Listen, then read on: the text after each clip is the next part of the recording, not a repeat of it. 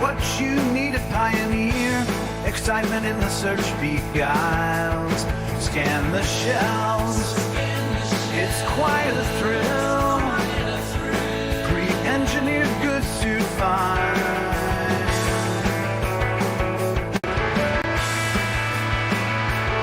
So come on, find the deals. Hidden gems in every aisle. We've got what you need, a pioneer. Excitement in the search beguiles. Scan the shelves. It's quite a thrill. Pre-engineered goods to find.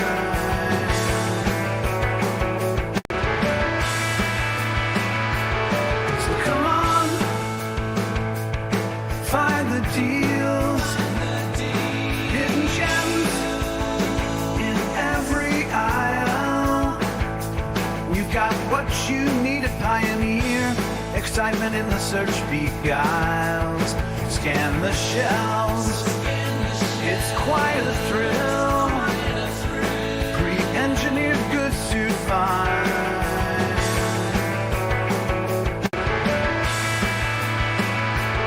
So come on, find the deals. Hidden gems in every aisle. We've got what you need, a pioneer. Excitement in the search beguiles. Scan the shelves. It's quite a thrill. Pre-engineered goods to find.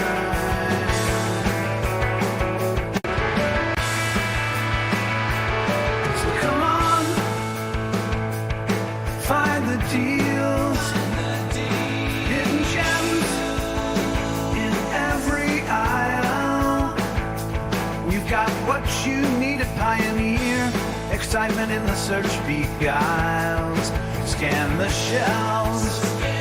It's quite a thrill. Pre-engineered goods to find.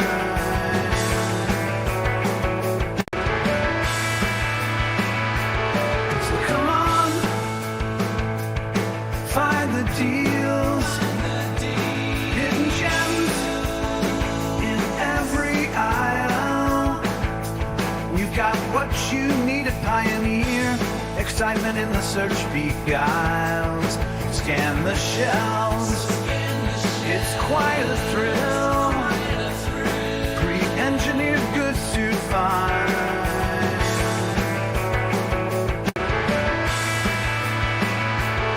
So come on, find the deals. Hidden gems in every aisle. We've got what you need, a pioneer. Excitement in the search beguiles. Scan the shelves. It's quite a thrill. Pre-engineered goods to find.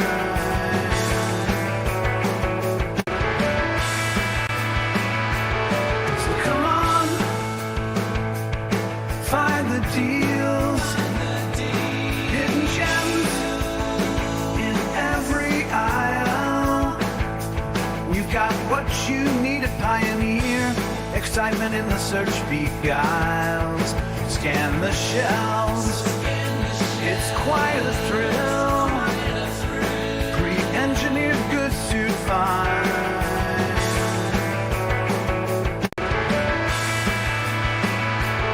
So come on, find the deals. Hidden gems in every aisle. We've got what you need, a pioneer. Excitement in the search beguiles. Scan the shelves. It's quite a thrill. Pre-engineered goods to find.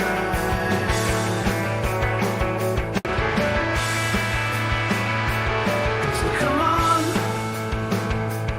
find the deals. Hidden gems in every aisle. We've got what you need, a pioneer. Excitement excitement in the search beat. Click the damn button. Oh, is it working? Okay, it's working now. Oh my god, we're live. Hello? Hello. It is I, Spatula, and here we are in our lovely Beluga, and the Thargoid war rages on. Poor Titan Indra. We hardly knew ye. I think it blew up. I missed the blowed up. It's like they really need to. They have good like in-game alerts, but they're I don't know. Like there should be a service you can subscribe to that like your phone pings when the Titan's gonna blow up. Where is Indra? Where you at? Yeah, you dead. You dead. Aww. How many Titans we got left? One. Okay, well, no, you're dead. 1, 2, 3 Titans left. This war's almost over. We're done. We're done with this. This war. It's yesterday's news. What up, Regit? Budman? What about games? What about games? Over the last few days, I've been jumping on incognito. Look at that. I got $1 billion here, but the reason I only have $1 billion there is because I put some of it into my big old carrier, where my carrier balance is now back above $1 billion, which is like very comforting to know that I won't be losing my carrier anytime soon. By the way, I wish you could just like disable services without going to like a carrier system. Oh yes, we want illegal equipment trading. I don't know why, but that keeps resetting. So anyway, Frontier did this like patch recently, and they put back in a gameplay loop which was sorely missed, where you can go around and you can evac from stations and fight around stations. So I figure we might do a little bit of both today. We'll see how time goes. But I've taken a bunch of passenger missions in my big old Beluga, which mostly we have a lot of luxury cabins in. Quite a lot of luxury in first class, and then business class for the peasants, the businessmen, and then a couple economies, you know, just shove some people in there. Just shove them in. I don't care, just as many people as can fit. But passenger missions, oh my lord, some of them pay very well. It is a matter of reputation, and it is kind of a race. I do find that, like, you come to a system, and it's like, okay, this is 6 million, 4 million. There are some $20 million missions, 21 million. You got to rank up. But what I've been finding is that the sort of race is kind of like, you want to rank up with the reputation as quickly as possible, but by the time you rank up reputation, that system gets saved, and then you got to go start it all over again. So it's kind of a case where you get that reputation grind as quickly as possible, and then you go. Now, of course, all these passengers all seem to want to go to the same place. I don't understand. There's like multiple rescue ships, but they all want to go to Heritanis. Oh lord, that's going to be. Yeah, thankfully I got a big fuel scoop. Always carry a big stick. Oh, okay, that's right. I don't have shields, so we must be careful because the path. Oh, okay, that's not careful. That's not careful. No, don't hit the ceiling. Don't hit the ceiling. Beluga very slidey. Okay, that's what I've noticed about the Beluga is it slides quite a bit. Okay, let's line up at the mail slot. The worst thing you could. Oh, look at that. Commander's here. Got Colonel Bluehair and Arknut. Arknut. Really? Hey, Dark Heavy! SP4H, how you doing? 07. Okay, we're gonna just ease out the mail slot here. Just ease out the mail slot. There we go, no damage. Now, what you're probably about to witness is my imminent death. But I have developed a kind of technique in this Beluga. It involves a lot of point defense. Because what's gonna happen is I'm gonna jump out of here. I'm probably gonna be hyper-addicted, and it's probably gonna be glaives, if not scythes. We might lose a few eggs, but you know what they say, you gotta break a few eggs to have some fun. But yeah, the point defense actually does amazing work at destroying the missiles. So hopefully we're gonna see what we can do. Is it worth it if the system is far enough from the rescue ship you can get multiple 50 million rescue missions? Need to farm rep. Yeah, that's it. We gotta farm the rep first, and then we're gonna get access to those big juicy old missions. But yeah, obviously there's like multiple systems that are in alert or whatever the case may be. I went to another system which looked like it was a little more dingus, but apparently I'm wanted there. Oh, here we go. Yeah, as expected. As expected. It's pretty much like it's always glaives. Let's see what happens. Alright, so I'm going to show you this technique. So you heat sink, silent running, and you want to get them on this. Yeah, okay, so on the side where your point defense are. I believe the point defense are on the bottom. So we're going to start. Ooh, what's going on? Heat sink, heat sink. Okay, Okay, there we go. There we go. We're gonna start boosting and moving up, keeping them under me. You see the little white dot? That's a bad thing. That's a bad thing that's gonna hurt me if it gets to me. So we can see the point defense is going. It's going. And there we go. The white thing is gone. We're safe. We're safe. Now the glaive's getting close. We're gonna start losing some hull. The passengers will start complaining because they are bougie. Okay, he's gotten above me, so I gotta flip. Uh-oh. Nope, I'm fucked. I'm fucked. Oh no. Heat sink. I was doing so well when I wasn't streaming, I swear to God. I swear to you, I'm an expert at this. Okay, now it's a waiting game. Now, okay, they're gonna be a little bit mad about this, but that's fine. Oh, yeah, look at that. It was a scythe. It was a scythe. We lost some people. Like I said, but hopefully those people, their brave sacrifice will keep the scythe distracted while we get the hell out of here. So you just want to keep spamming this. Oh, okay, we got another missile coming. Gotta get it under me. Want that point defense to really have a clear shot. So we'll try to angle. We're gonna try to angle. Okay, we are jumpable. Heat sink. The trick is not to die. Okay. Buddy's shooting me from the side there. 33% hull. We're still good. Incoming missile. Align ship trajectory. Come on. Here we go. We don't worry about no foreign bodies. Okay, so we lost a few people, but that's fine. Now, I'm not sure how it works. It's like, between like the... Okay, so definitely we lost some people. They're miserable. But you know what? It's a war. It's fine. Some people, they're not gonna make it. And that's okay. I mean, it's not okay. But, well, I mean, it's inevitable, is what I'm saying. You can't worry too much about it. What we need to worry about is fuel. Now, what I've had to... is it worth it? Yeah, so you definitely get some good missions on this. But I found it's very... it can range. Like, I found... Sometimes it's like, yeah, I'm getting $21 million missions. Other times it's like 800,000. But overall, I have made some decent coin. Oh no! We lost both the people in the economy. I like those little red triangles. They show you that, like, those are like the little tombstones for the poor people who are dead. Not dying is a good trick. Haven't learned this. You have learned it well in your life thus far. Well, continue teaching that lesson. It's an important lesson.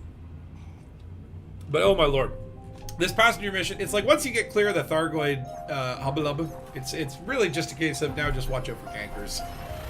From here, it's not so dangus until you dock with the rescue ship and hopefully don't blow up. I did actually do one passenger mission where they got me down to like 30% hull, and I was overheating because I was out of heat sinks because I got double glaved. And then oh, look at this. Next one better be a field star. It is not. So this is another thing you need, unless you want to call the fuel rats. You want to be filtering to your KGB foam. Filter to that route, and we're gonna replot it. And we're gonna go. I don't know. Limbava's pretty close. Now we want to see that beautiful fuel star icon. Okay, cool. Wouldn't that be terrible though? It's like you get rescued by Thargoids and then the beluga runs out of gas. This beluga has a massive jump range, but oh my lord, the fuel capacity is just absolutely abysmal. But look how cool it is. I mean, I got 4 seats in here. Why the hell do you have 4 seats in a beluga? I mean, I guess, like, you know, if y'all want to come along, you can multi-crew. Wonder, no, I don't want to see. Ooh, look at that, Mars online. Wonder where he's at. But I do find this gameplay is very, it's fun, and you make a lot of money. That's the important thing. Is, oh my lord, I've made basically $1 billion over the last week. Now, you know, again, it's no Golconda. It doesn't, you know, it's not going to get you a fleet carrier, but certainly if you're looking to afford some maintenance, this is just the ticket. And once I have my bank account back in good standing, I can go back to what I do best, which is dying a lot. But of course, you know, it's like you do get to that point where it's like the fleet carrier balance is starting to look low. You're like, okay, I got a good like 16 weeks left. And it's like, I know that doesn't seem like a lot, but it's like, what if something happens that I can't play? Is my fleet carrier just like? I guess in theory I could just get on and disable all my services, reduce my maintenance, but I don't want to do that. My fleet carrier is the beacon of hope in this galaxy. People go to my carrier to sample my bar from light years across, from Colonia. I don't want to, you know, have a fleet carrier with nothing on it. I mean, no matter what, the bar stays open. That's a given. But it's like, you can buy sidewinders on my carrier. Did you know that? Collect them all. I think I make money off purchases too, but like, scan. No one's ever bought it. And look at all these people. They are just very chatty. That's the one thing I do. Kind of like, it's like, you want to keep this inbox under control, right? This looks like my actual Gmail, where there's just so much bullshit here. So many unread messages, and really, it's kind of annoying. I wish you could just like put like mute all passengers. I mean, I do like that some of these are actually pretty funny. Commander, something has damaged our hull. It sounded like it. You should know I don't handle stress very well.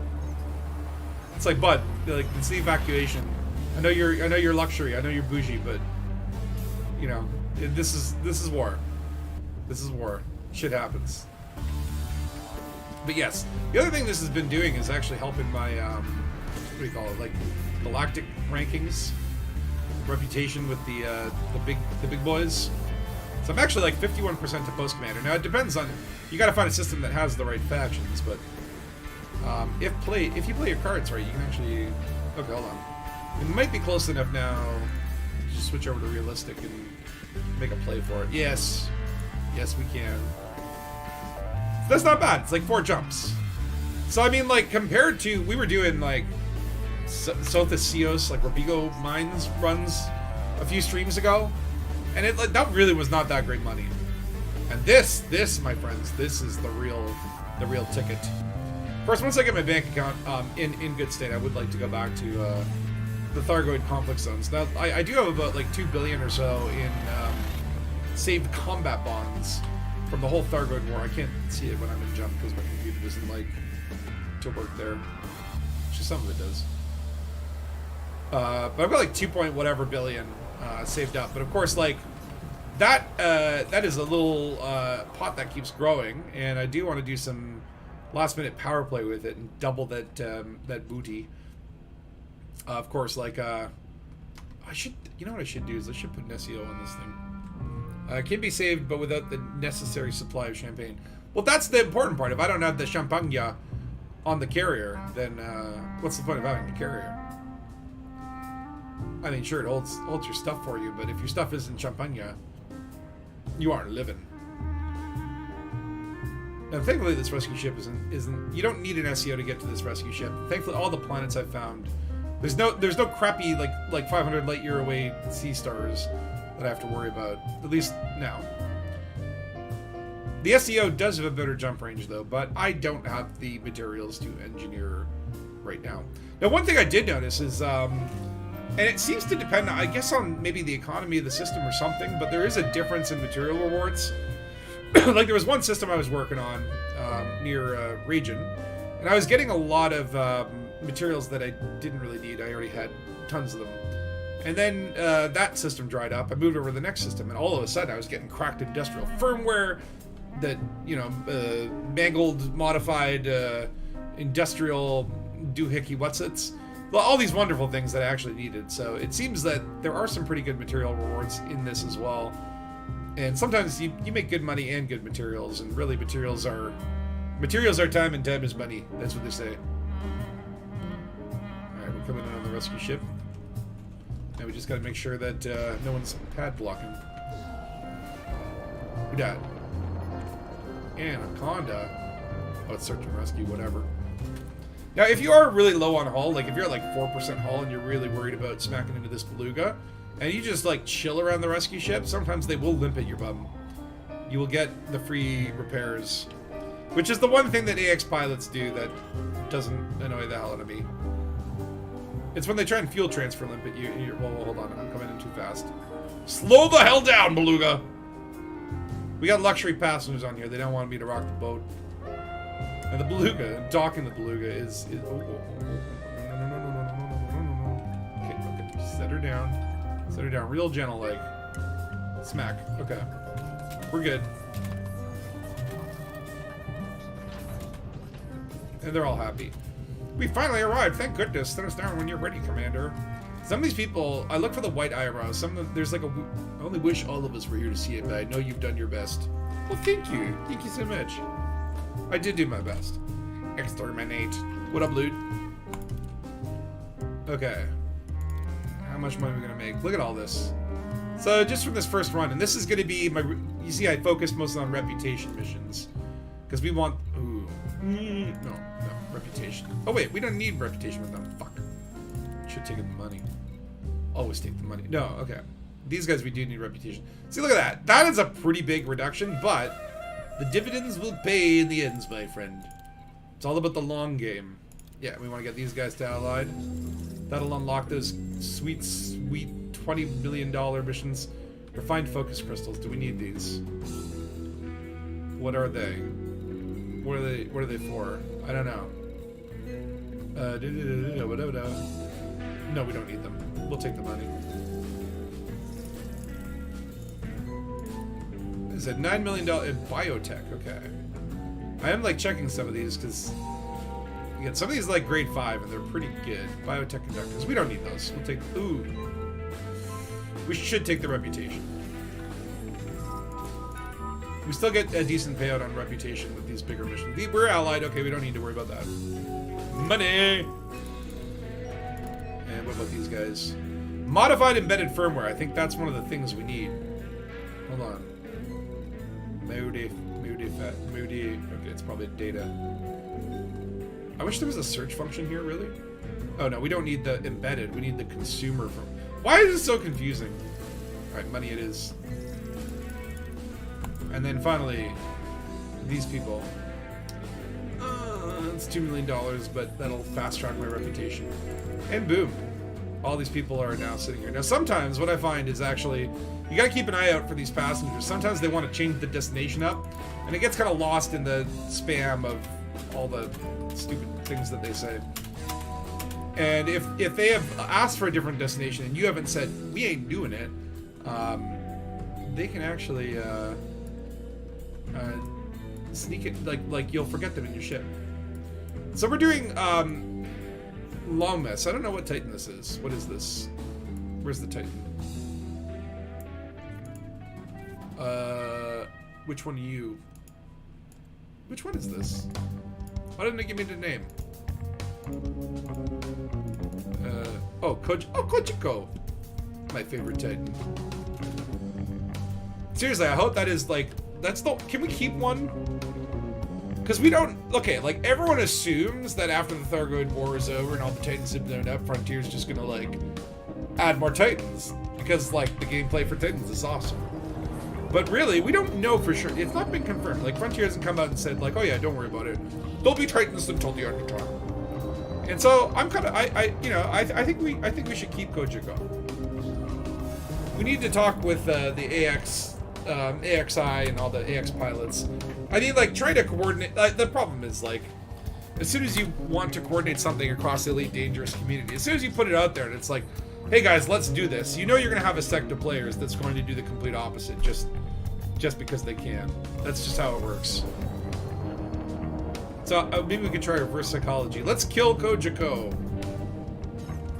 Right? No, I really hope that they do continue on with some of the Titan gameplay, because it has been sort of my favorite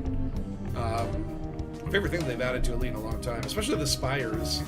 The Spires, the Titans, they're just beautiful sites to go to. Very Dangus, very interesting. Okay, we got a scoop here. Now having a big fuel scoop is just like amazing. I was doing Python missions going to like the outposts, and I only had a size 3 fuel scoop, and it was like yeah, it was like drinking a lake through a straw. Versus this like size 6 fuel scoop, it's like I touch the star and I'm good. Feel that full tank, no big deal. Of course, the Beluga in 3 jumps will be empty again. I can't imagine going like what do explorers do with Belugas? Do you just bring extra fuel tanks? Is that what happens? Because like you can get through regions of space where like more than 3 jumps, and you can get in these like regions of like non-scoopable stars where you can really screw yourself. I mean, it's good business for the fuel rats, but I still to this date have never had to employ their services.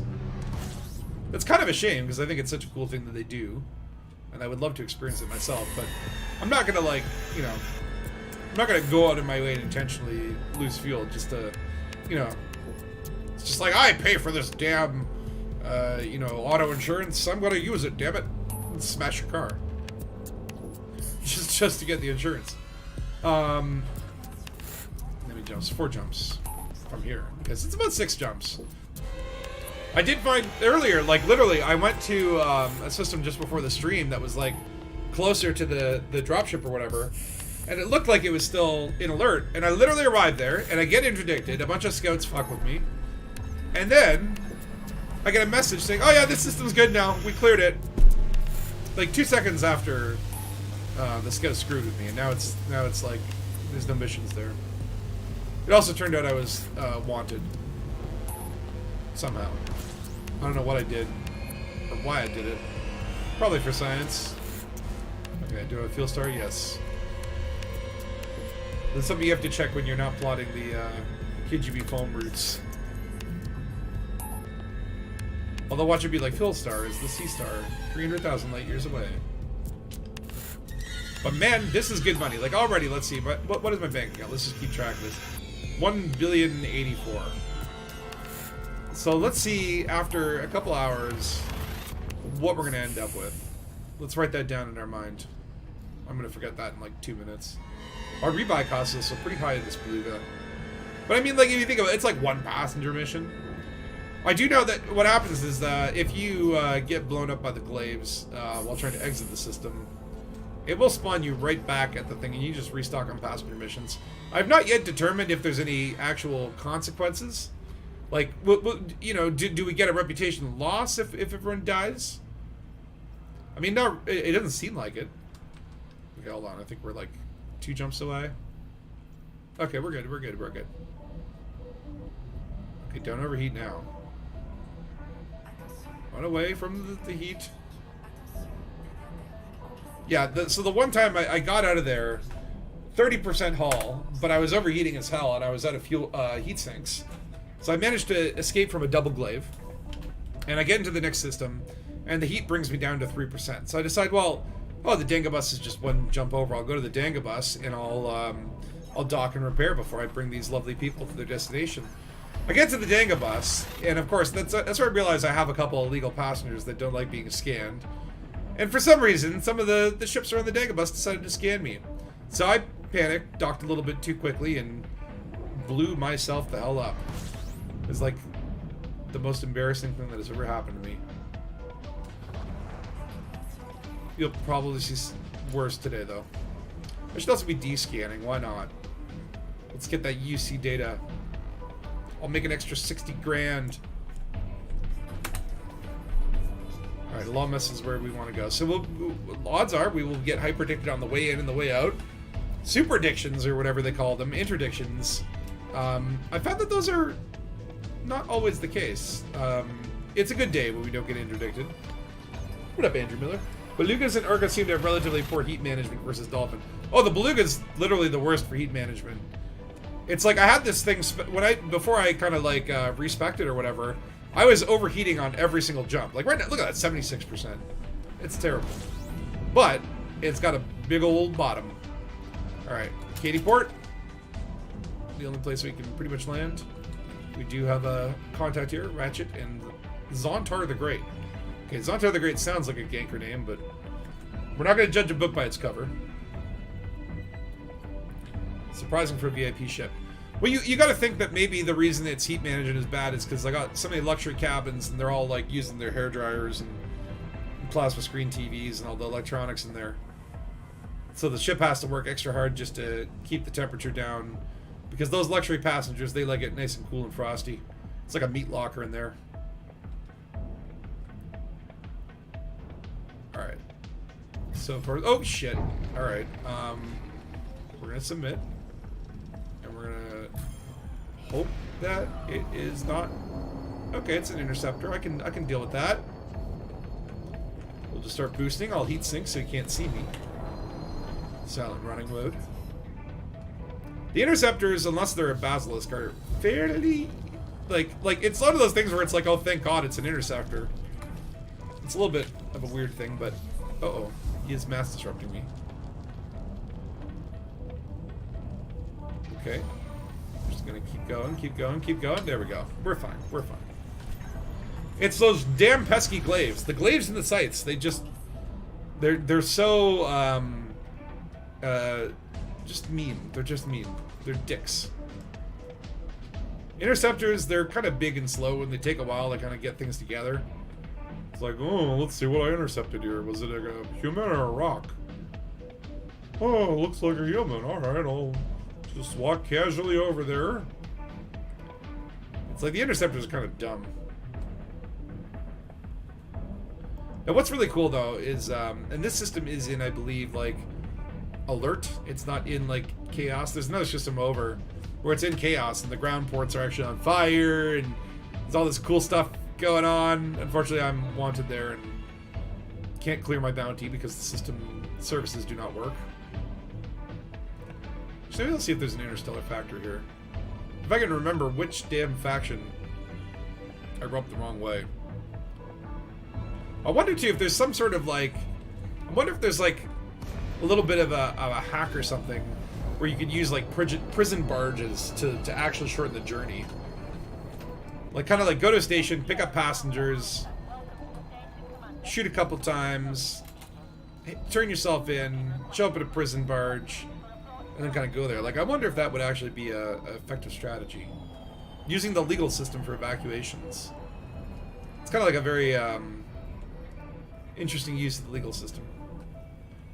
I don't know if that would work though, because then you'd have to come back and pay the fine, and depends on if the station services are allowed. And what is the case on? Oh, okay, we're stuck. We're stuck. Okay, I gotta keep remembering the beluga has a big old chunky rompus. Okay, landing gear, landing gear. As you can see, my hull is kind of a little bit fragile. Alright, we're good, we're good. Just put her down. There we go. Well, uh-oh. Anonymous? But I was just here, what did I do? What the hell did I do? Okay, at least letting me pay it off. What have I done? What the...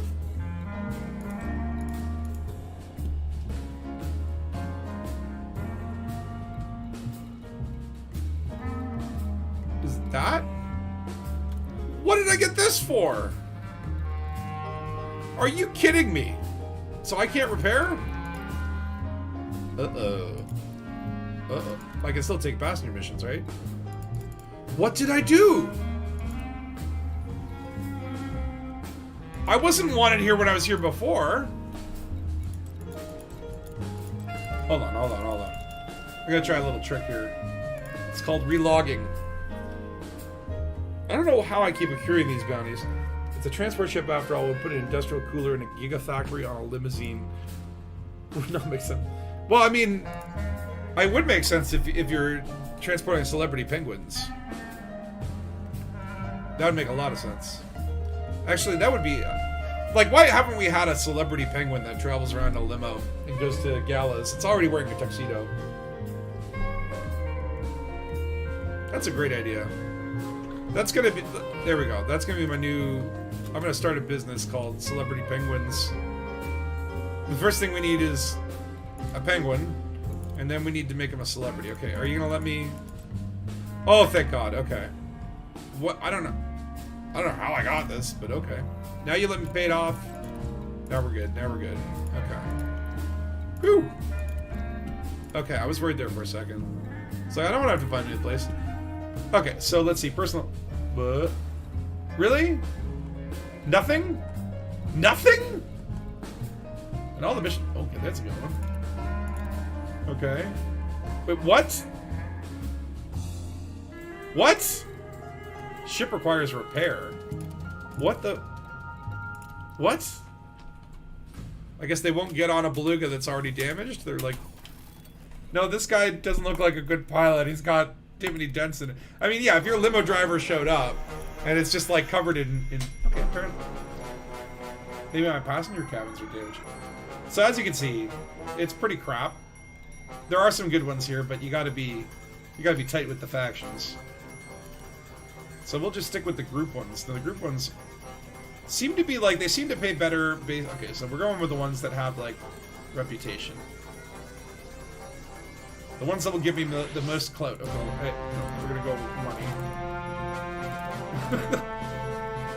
It's like immediately I see money in my eyes. Oh, there we go.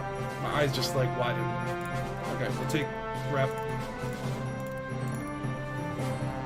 All of the reputations. Because we just want these people to like me, and then once they like me, I'll be able to exploit them better. Oh, really? Does it say there? What the? The missions are not good on this one. It has very much ranged. Okay, put you in there. Where can I get rep? 3 rep there. Oh, I forgot. First, and what is the difference between a first-class cabin and a luxury cabin? I really. Oh, hold on. Is there a rep? One. That one is rep. What is the difference between luxury and first class? Oh, it's just one dude, too. Dude's got his own luxury cabin. Wow. Some of these little spoiled buggers. Okay, so now we want to go back to... Target Limbava. Lambalava. Okay. Now, as we leave, we should just see... Are we getting fines? For, like, loitering or something? I don't know what happened. If we could hurry this journey up, oh, that would be great. We got 2 of the... What's the dude from Office Space or whatever?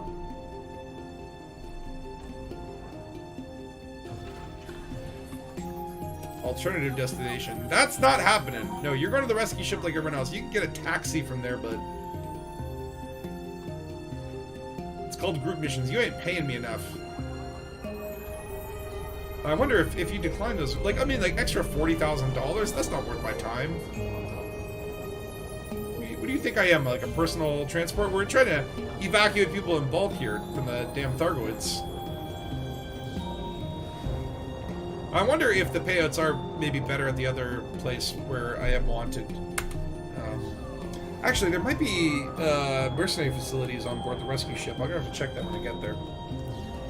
But alright, we must steel ourselves, because it is going to be glaive time, baby. It's like 90%. 90% of the time I jump out, I get 1 glaive. And if it's not 1 glaives, it's 2 glaives. The double glaving is like the worst case scenario. Or a glaive and a scythe. That would be horrifying. Alright, we're going to make it this time. We're not going to lose. We're not going to break any eggs. All these people are going to live. So that they can pay me, so I can be rich. Oh, here we go. Possible. See what happens when you rush me? Alright, silent running.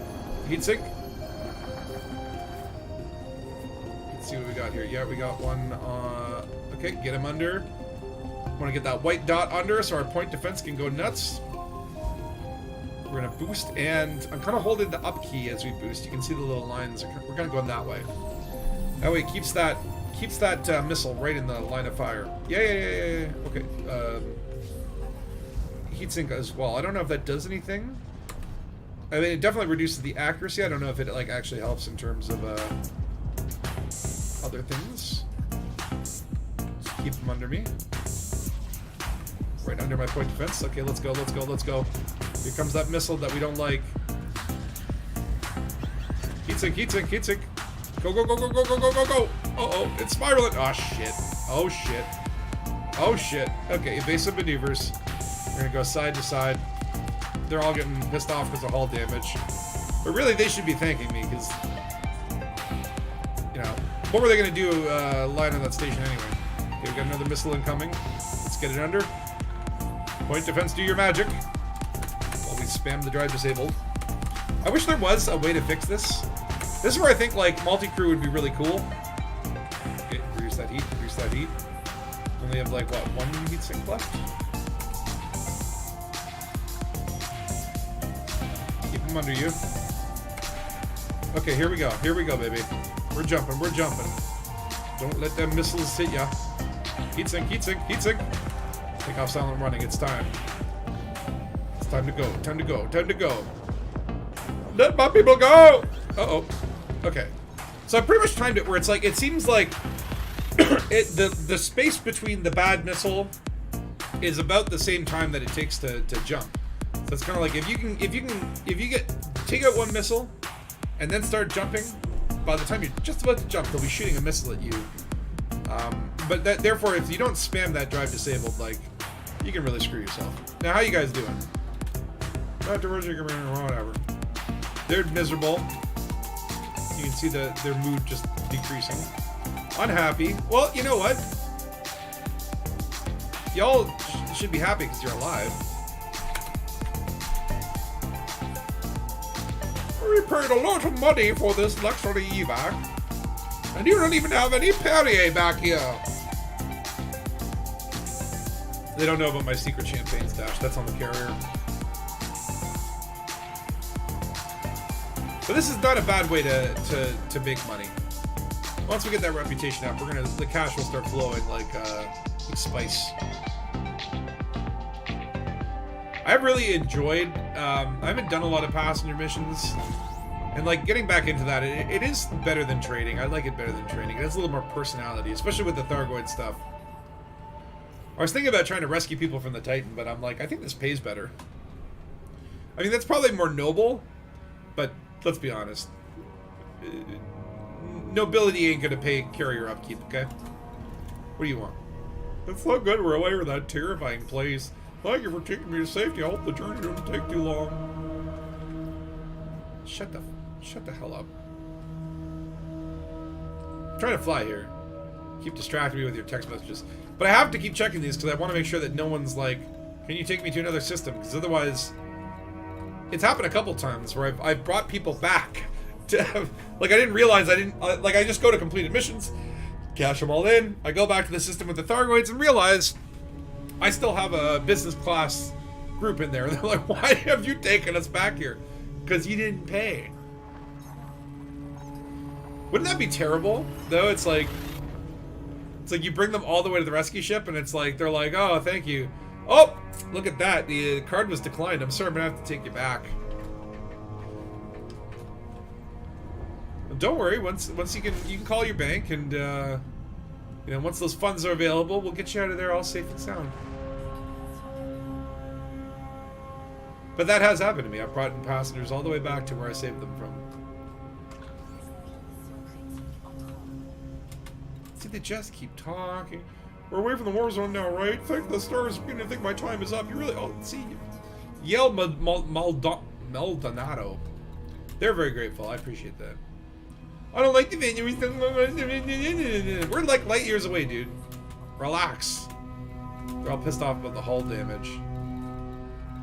See, look at this. Look at this. They're just spamming me. It's ridiculous. Oh, heatsink. Oh, I don't have heatsinks. Okay, this is where the Beluga's heat problems become somewhat of an issue. At least with the rescue ships, I don't have to go through a mail slot, because mail slots are the absolute nemesis of Belugas.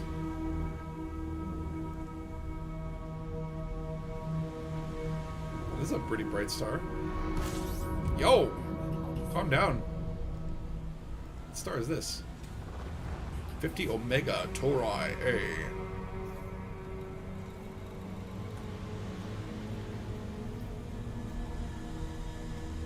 Alright, I think actually from here we could probably... Can we... jump? Yeah, that's what we can. Yes, we can. 2 jumps, okay. And we got a full tank. We're good, we're good, we're golden. Right, people, you're about to be saved. I want to do a few runs of these, get my rep up, see what kind of money we can actually make. Again, like, look at that balance. Boop. So 108. I can remember 108. 108. 1084. 1084. 1084.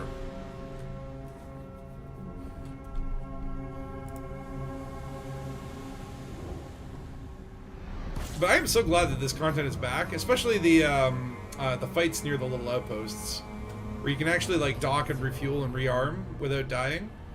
And if you respawn, I think you just respawn there as well. It's pretty convenient. Allows you to just kind of stay in that action. I do want to get. I would ideally like to get.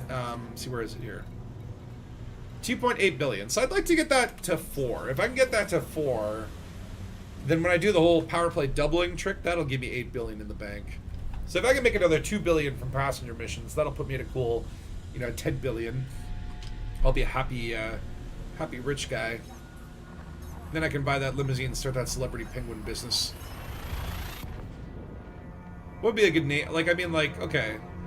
I'm trying to think of okay, so I know Pengu. Pengu would definitely be a celebrity penguin. I'm trying to think of who are other famous penguins. That might be the only one I can think of. Oh, this is the dude from Happy Feet or whatever, but I can't remember his name. It's probably like a Celis or... It's like the Jerry O'Connell of penguins. Whatever happened to Jerry O'Connell? Is he still working? Don't tell me he died or something. Not enough of these celebrity deaths. The wonderful thing with celebrity penguin business, though, is that, if one of your penguins does die, you can just get another penguin. No one will know. Pengu 2. But seriously, I think we should start. I think we are at the age where, our society is advanced enough that we should focus on making animal celebrities. That's important. Penguins of Madagascar. I don't know those, but are there penguins in Madagascar? I guess that's close to Antarctic-ish.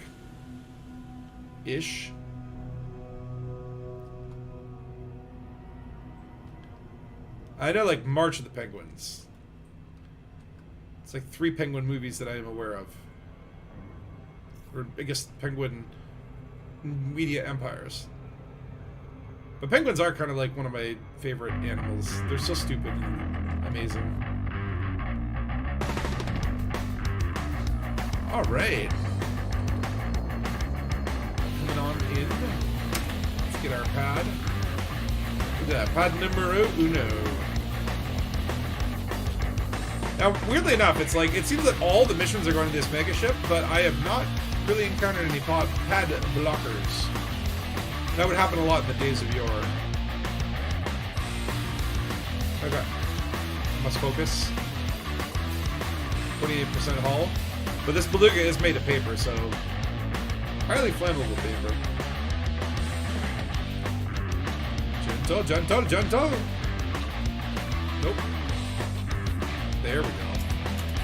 All right, give me the repairs. I feel like their happiness should go up now because they're alive. Penguins of Madagascar films. Okay, I apparently need to check this out. Alright, so let's get that reputation. Oh shit, I didn't need to. Okay, I do need to... Okay, these guys I do... Okay, these guys I don't need reputation, so I will take the money. Tinsley Silva, you... I don't... ooh, security firmware patch. Is that good?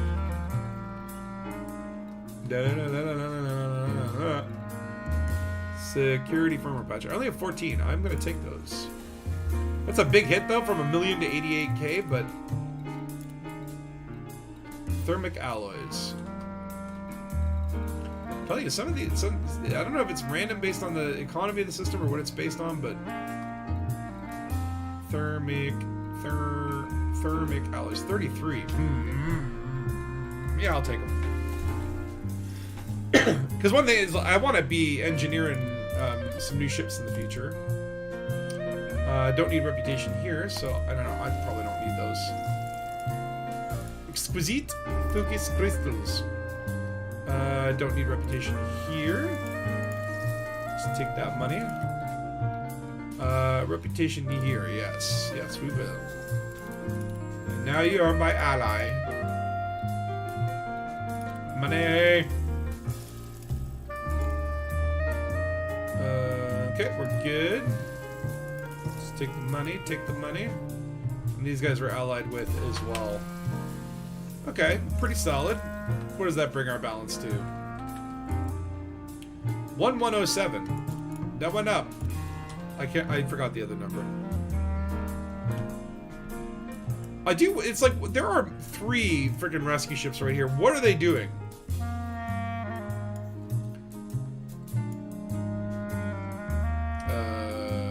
Should be fine. We'll see. So we've now got, what, ally and cordial. So hopefully that'll unlock a few more missions. I'm telling you, this is some good grind. This is some great grind. Oops. Okay, I smacked the rescue ship. Oh, no. Okay, well, 48% hull, we're okay. Gotta watch it. The Beluga is just bigger than it feels. Like, I find that with the Beluga and the Anaconda, I'm just constantly, like, smacking into things because you just don't realize how big your damn ship is. 48% hull. I mean, on the bright side, if we die in that system, hopefully it'll just put us in a port. It's actually a quicker way than, if you're going to those, like, planetary ground bases, the quickest way is just get in there and die. Then you'll instantly appear where you want to be.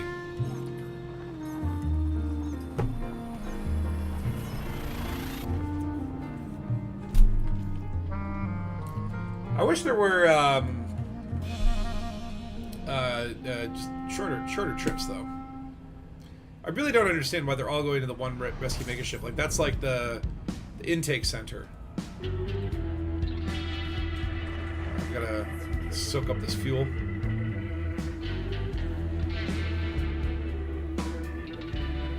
Give me the gas.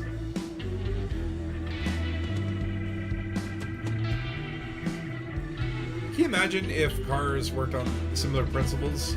Instead of going to gas stations, you just had to, like, open up your engine and drive through some water.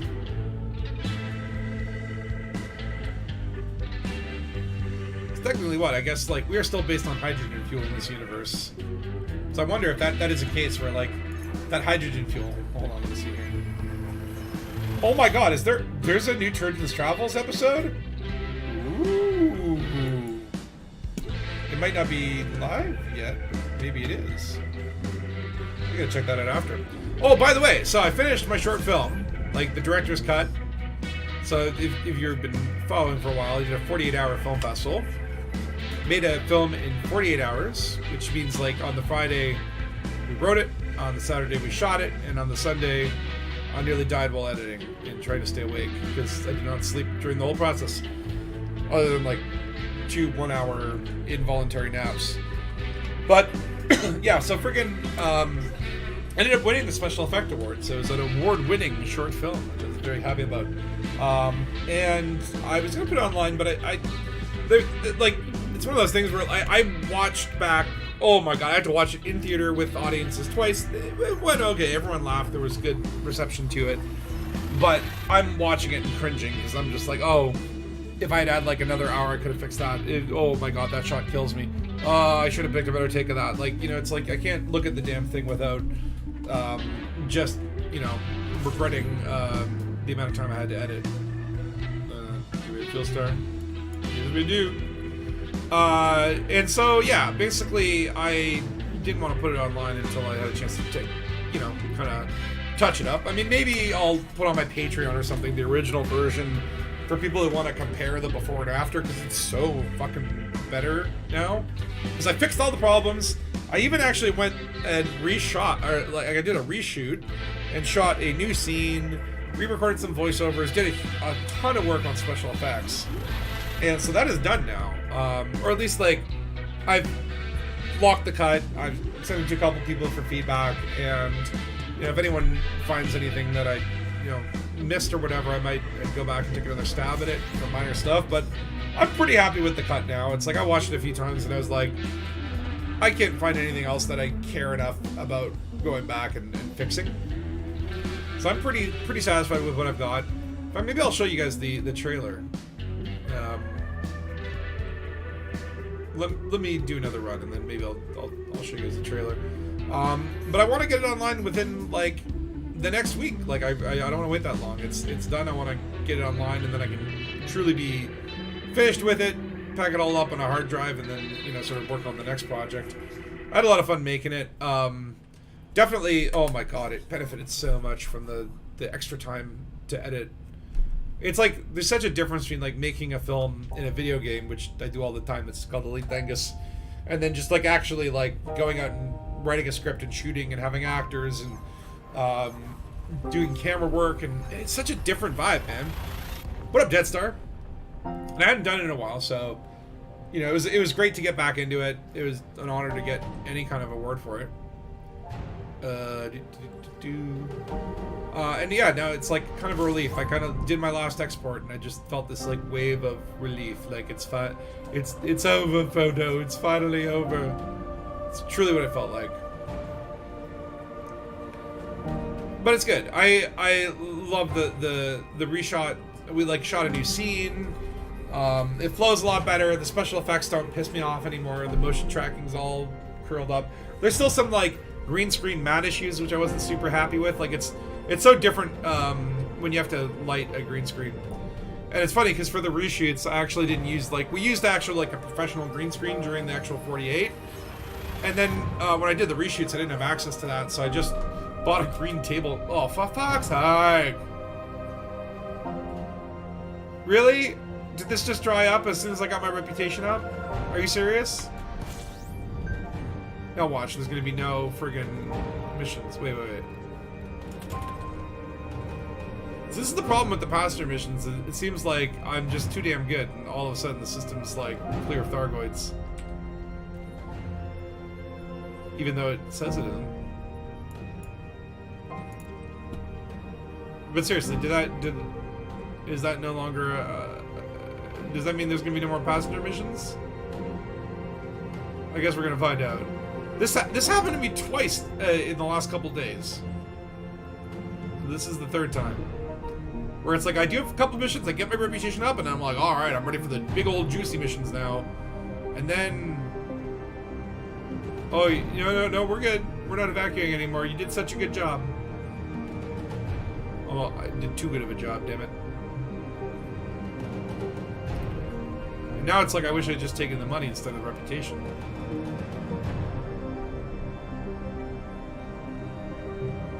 Well, we're gonna find out. But it does feel like I think Frontier rebalanced a lot of the factors, right? So like before, it was kind of a weird thing where like if a system was under Thargoid threat or whatever, like the best thing that you could do, like literally the most valuable thing, was use research limpets on scouts. Sampled their flesh. Why? We don't know. But apparently they went in, like, rebalanced it, and things like evacuation missions and killing Thargoids are now apparently far more valuable for the war efforts. But I think that might have swung a little bit too far. Again, it's like the Thargoid war, it just seems easy. It feels over. You know, it's like, now it's like the cleanup. Oh, you got like 2 or 3 Titans left. No big deal. It's like the threat of it is not what it used to be. I say make the Thargoids threatening again. What would that be? Make the Thargoids threatening. MTTA. Mita. We'll get big red hats for the Mita faction. Make the... No, it'd be MTTTA.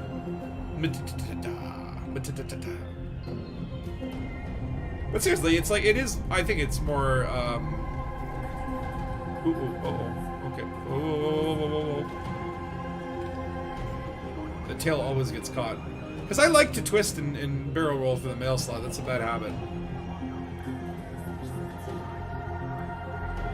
Okay. Slow it down, and... Badonk. Now please tell me you still want to evacuate. Not because Thargoid threat, but maybe because, I don't know, someone farted. Come on. Really? That's it? You got a few people, they haven't hit the memo yet. That's it? That's not worth it. Ew. Why I do? I should find another system. So what I've been doing is look. Yeah, see, look at that. There's only one more invasion system, and it's this one. And I believe, and is this the one where I'm wanted? Maybe not. I don't think I've been here. Oh. Well, that's why. Am I gonna have to switch to my Python? Hold on. Do you have ground base? No, you do not. This is it. Rover Terminal. Heh. That's not luxury. I mean, technically, this has still got the little red thingy on it, but I don't know how the tick works. Is that it? There's like 2 old systems. That's a Thargoid evasion. That's far away.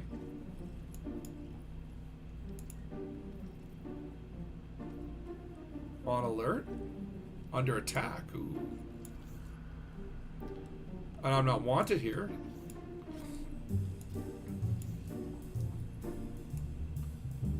Should I try that?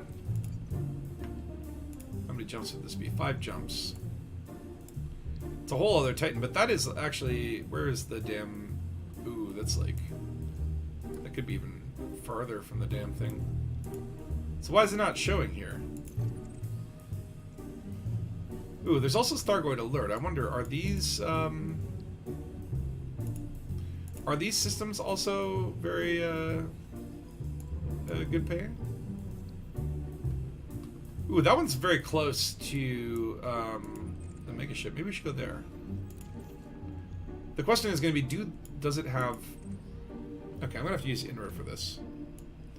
This is where Inara or whatever comes in handy when you don't have the data on the system. Wanmi. Let's check out Wanmi. Wanmi has a surface port. Oh, but it's with Guardians of Harmony. Do I have a bounty with them? I think I do. Hold on, let's just check the list. Guardians... No, Guardian of Harmony. Guardian Angels. Oh, yeah, and that's a bad bounty. Okay, so we're not going to Wanmi. What were some of the other options here? It's like one of those things where it's... I don't understand why these systems clear so damn quickly. Let me just copy that target name. I love that they put a copy button in there, by the way. Like, that is amazing. This star system has... Oh, they do have surface ports. Okay. Natural Kappa Focus is the ranking faction there. Let's just check and see if I piss them off. Natural Kappa Focus. How did I get another fine here? Natural Kappa Focus. No, it seemed to be okay. Alright, let's go to this system. Yeah, there's several surface ports. Ooh, the Portuguese Royal Navy. Oh, that's actually a player faction. There's actually 2 player factions there. You gotta wonder, like, some of these, like, PMFs, right, that have been established for a while, what would it be like? Because, like, Bologna's, we have like, what, its region is pretty close. There's definitely the threat that it could enter, Thargoid stuff could enter one of our systems, but it hasn't happened yet. But it's like, how exciting has it got to be if you have a PMF and then a Thargoid thing happens in your system? But then you got to wonder, too, it's like, oh wow, the Portuguese Royal Navy and Turkish Federal Forces, 2-player factions. The Turks and the Portuguese.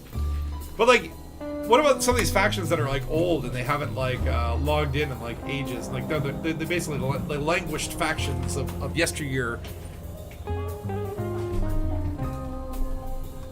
I love the idea that, like, yeah, like player factions. It's your home system. You want to protect it. You want everything to be fine there. You want the people to be happy, not being murdered by aliens, but murdered by normal human murderers, like pirates, as it should be.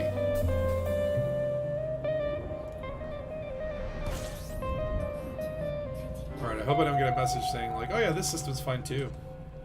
Everything's hunky-dory here. Alright, let's... Boreal? Sure.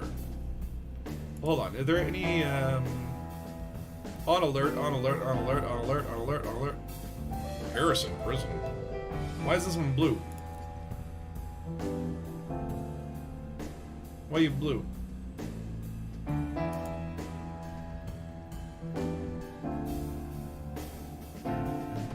Why is it blue? What's that thing? I gotta know. Okay, we're going to Harrison Prison. So I gotta know. Yeah, these on alert systems, I wonder if you do get interdicted or not. How did I get a fine? It's like, oh, that is spatula. 5 horn, a 5 hom, a fine. I don't know how I get these fines. Like, sometimes, obviously, I know, because, you know, you shoot the wrong gentleman. You know, he's having a bad day. But sometimes it is legit a case where I enter a system and I'm like, either I accrued this fine very long ago. I have no memory of this fine.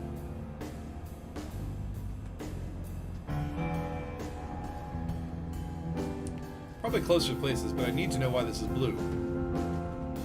Be like, oh yeah, it's blue because there's no missions there. Could very well be. I found too, sometimes certain planets are actually better in terms of when you're going for your escape. You don't have to go back into Super Cruise and go all the way around the planet to plot the route. It depends on the planet's like orientation or whatever. Let us hope that Harrison Prison has a nice, clear line of sight. We're gonna be transporting prisoners in evacuation. I like that. Evacuate the prisoners. Women and children first? Hell no. Let's get the prisoners. These guys must continue to pay their debt to society. That was a very shiny ball.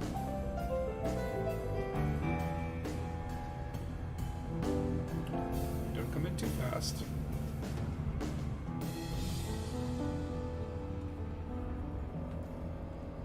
But I wonder, is this like a proper prison? Like do you spawn here? Because I guess they're only prison megaships or whatever, right? Economy damaged, ooh. Ooh. I don't see local activities. Passenger. Oh shit, did I ever shoot it? Okay, there it is. Liking this planet though, interesting atmosphere.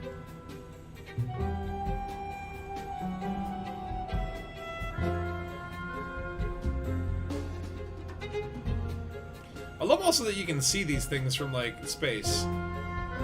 Like, you just see the little buildings. I like that also that they're on these little, like, flat mounds, and sometimes they actually look very cool. Alright, Harrison, what you got?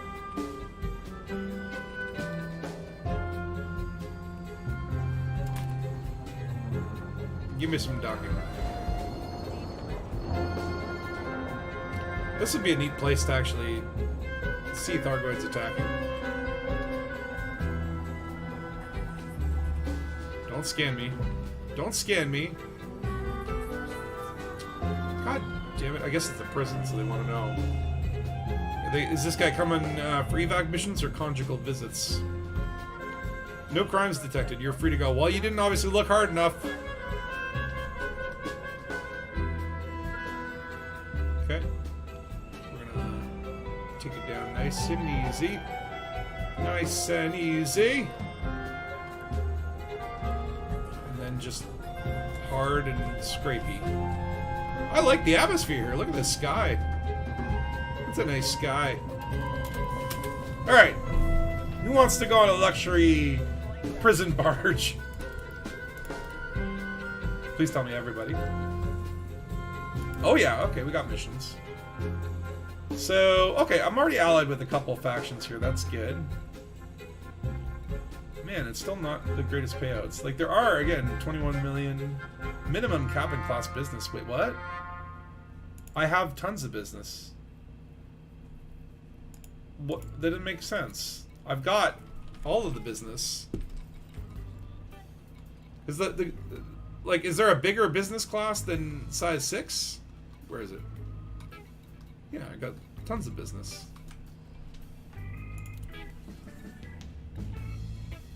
Alright, well, we'll take this one. And then we'll fill up with groups. Let's, oh, 11 million. Okay, I'll take that one. Thank you very much. Oh, let's see. 6.5. Yes, yes, get in my belly. 5 points. Actually, I should be going for rep. Why am I doing this? Yeah, okay. Let's take the rep missions first. And just like the last time, it's like once I get to allied ranking with everyone, they'll be like, alright, we're good, thank you. Maybe it's like, they're giving me like fake reputation. Okay. Anyone else?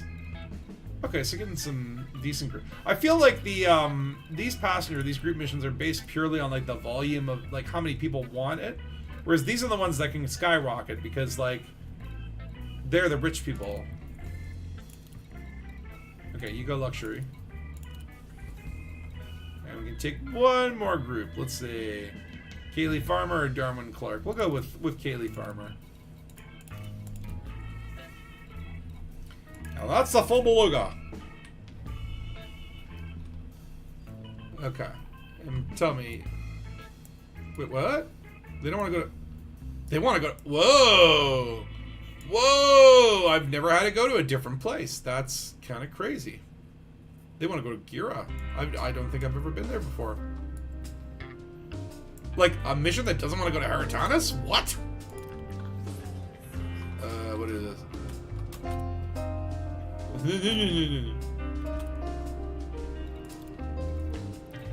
Forgot to do that. Prepare that structural.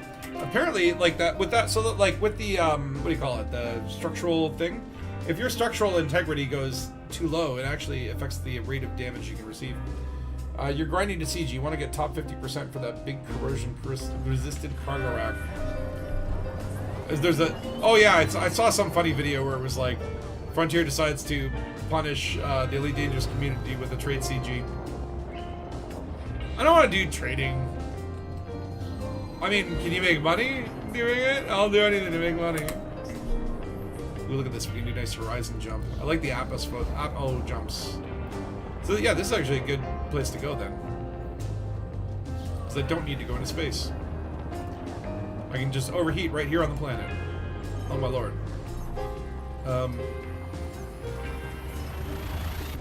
Do I have like silent running or something? Ooh, a time bonus. Oh, I'll take it. Yep, here we go. It's glaive time, baby. Starting at 107% heat. Maybe this is not so good. Yeah, we definitely got a glaive in here. Silent running activated. Remember, keep it below us so the point defense can do its good work.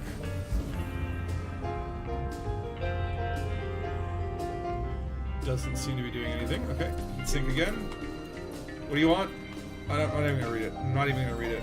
I know what it is already. Yeah, there's Thargoids in the system. Can you let me pay you to take us away from the Thargoids? Lady, I can't control how many Thargoids. Oh, here we go. Now we're fucked. We're fucked. We're fucked. It's gonna hit. Come on, point defense. No. Nope. Nope. Nope. Nope. Nope. Nope. Oh, they're following it up with another missile. What the hell? Okay, point defense got rid of that one. Yeah, the problem is if they get too close, they can get a little persnickety. And yeah, you're all mad about the hull damage. But oh yeah, right. Heat. It's fine. It's fine. It's fine. We have this all rooted out. We're good. We're good. We're good. We're gonna point defense that missile. I think those missiles are like the like I don't know. Is this a glaive? Is this a scythe? I don't really want to know, to be honest. I don't care. Whatever it is, I just want to get away from it. And watch, it's gonna fire a missile at me right as I'm about to jump.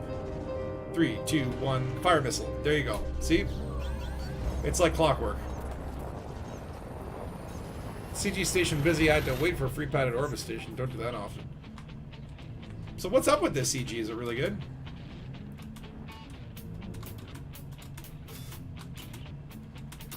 Blah, blah, blah, blah, blah, blah, blah, blah.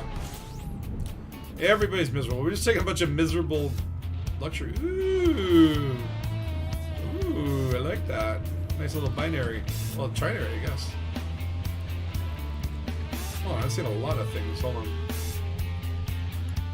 Whoa. Whoa.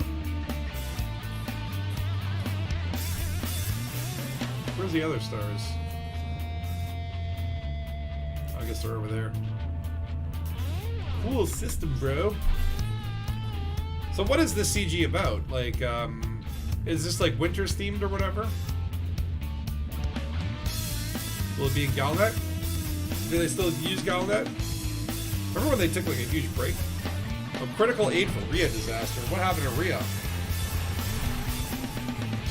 Let me rain out of Perrier and Champagne.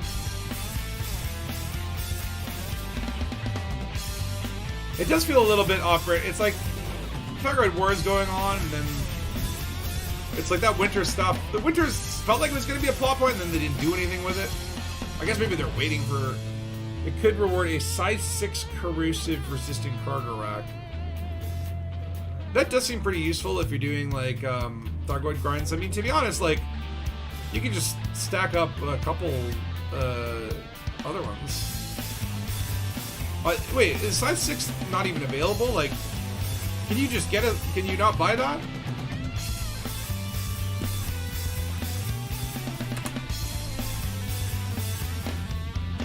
I think this route is actually putting us right through the center of the bubble. Stop off at Sol if we wanted. Anyone want to see Mercury or Uranus? No? Okay, you just want to go. Wake me up when the bugs arrive. I mean, yeah, I guess like the corrosive stuff is good for like if you go to those like Titan sites after and you're getting a bunch of that corrosive materials, like that could be very useful. Transporting probes and whatnot. I mean, size 6 is huge. What is that, like 64? Or 32? I don't know.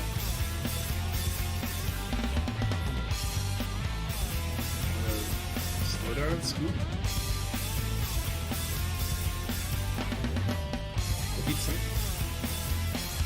You have a 5 from a previous CD, so 6 on top would be great. That would be good for like a, yeah, if you wanted to do like a Thargoid salvaging ship build.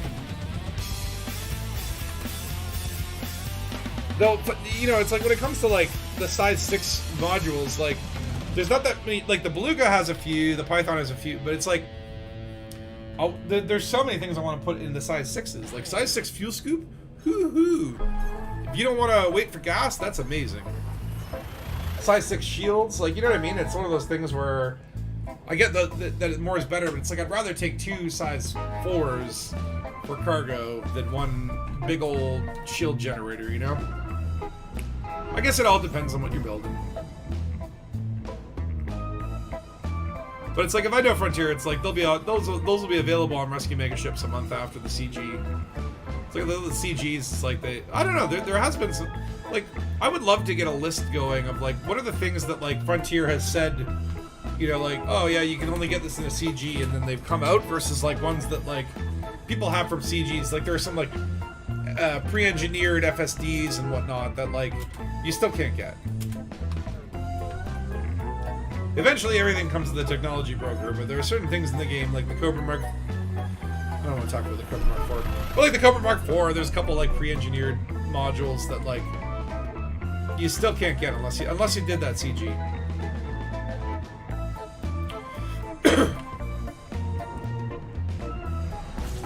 But size 6 corrosive, my question to you is like, do corrosive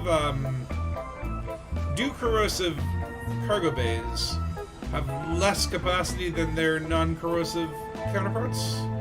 Or is it the same and they can just take the corrosion? Like, do they have the same capacity one-to-one with their counterparts? I'm actually not sure on that. I feel like my gut tells me that they don't. they've reduced capacity, but I'm not sure. You can't even buy a 5. Okay. So definitely like the, yeah, okay, so the 5 was not available. Maybe that is worth it, but being top 25%, that takes work, man. And it's like, what I find with the CG is always like, you get in the top 25, you give it a lovely little buffer, and then all of a sudden, the second before the CG, like I think a bunch of people just wait. They just basically say, oh, Federal Haven. Does that mean I'm getting Fed rank? Well, I guess not yet. I have to save the people first. Seeing capacity, the higher in open market is a 4 with 16. Oh, wow, the highest. Right, okay. So that is pretty good, actually. Like, I think that would be great for a rescue ship. Or like a search and salvage.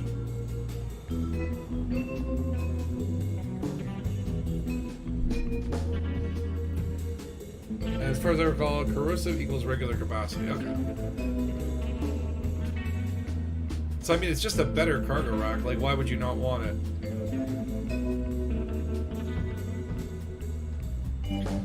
But top 25. Well, let me see what Inara says actually about this. Because Inara does reporting on community goals. So, deliver critical aid for the RIA disaster. The Federation to request shipments of supplies in RIA to help rebuild critical infrastructure. Seriously, what happened, though? Intense seismic activity across RIA 3's largest continent demolished entire cities and townships late last year. What? What? I don't remember that. Causing widespread death and injury. A rescue operation has saved over 1 million people, but local infrastructure has been compromised and vital construction supplies are running low. Power generators, aluminum, titanium to Ito Orbital in the Rio system. Tier 4 target reached. Ooh, Scarab SRV Vibrant Orange paint job. Tier target 5 reached. Top 50% of contributors get a size 6 cargo rack with capacity 64. To be in the top 50%, right now it's about 7,000 to 12,700 tons. Which probably means you need to deliver about 16,000 if you want to be safe. And let's say like a Type 9 with no shield is going to top out around just under 1,000 tons. That's going to be like, what is it, like 12, 14 trips? And that's with the current numbers. It's not terrible, but I don't know if I want to do it. I don't know. It seems like work. I mean, this is work too, but I don't know. For some reason, I don't know why I'm enjoying it. I'm really enjoying it. Okay, we're backwards. We have to do the whole flip around thing. That's okay. Watch this maneuver.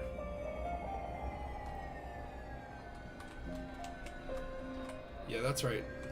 Oop, landing gear. Landing gear. Smooth. Oh, okay, not so smooth.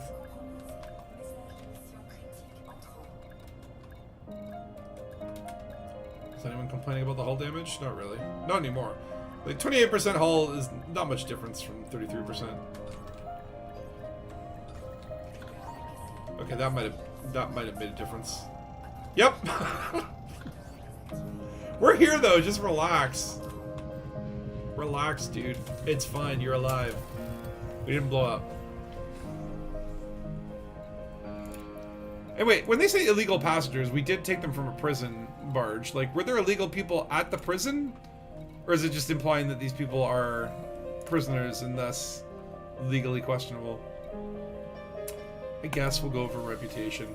Again, I feel like it's a waste because by the time we get the reputation up there, it's gonna be over. But I'm gonna do it. Out of the goodness of my heart and with hope of future profit. Oh, atypical disrupt. Ugh, I probably should have gone for those. Alright, we'll just take money with you.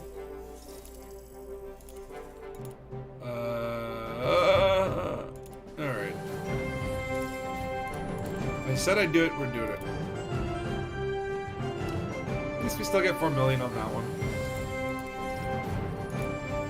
And this $11 million one, we will take the cash, because there is no reputation. So where does that put us here? Okay. We're making progress. The numbers are going up. It looks like it is, the federales like this, because I went from 51% to 64%.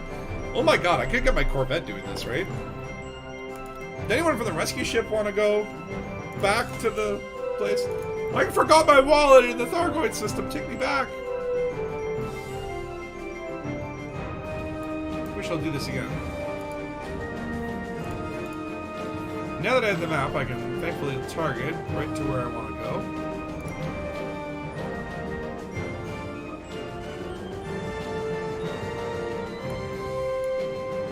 I do want to know, what does that mean? What does that mean?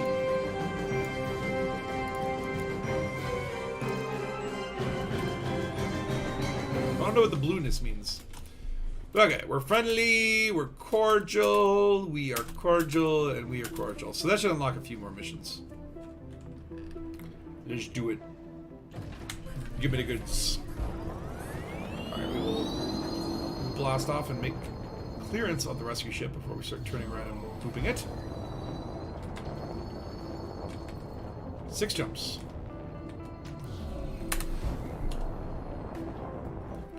And do we have fuel stars? Do we have fuel stars? We do. We're okay. We're okay.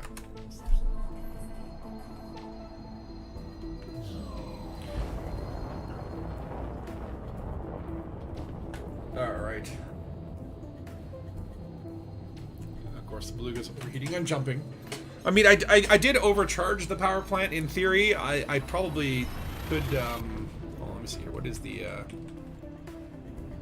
power usage? 52%. I probably could have gone with a low heat power plant and sort of build on this.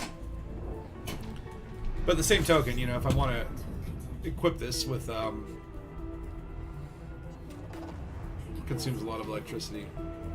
It's like shields. We don't need shields. We're in a beluga. Gravity is our shield.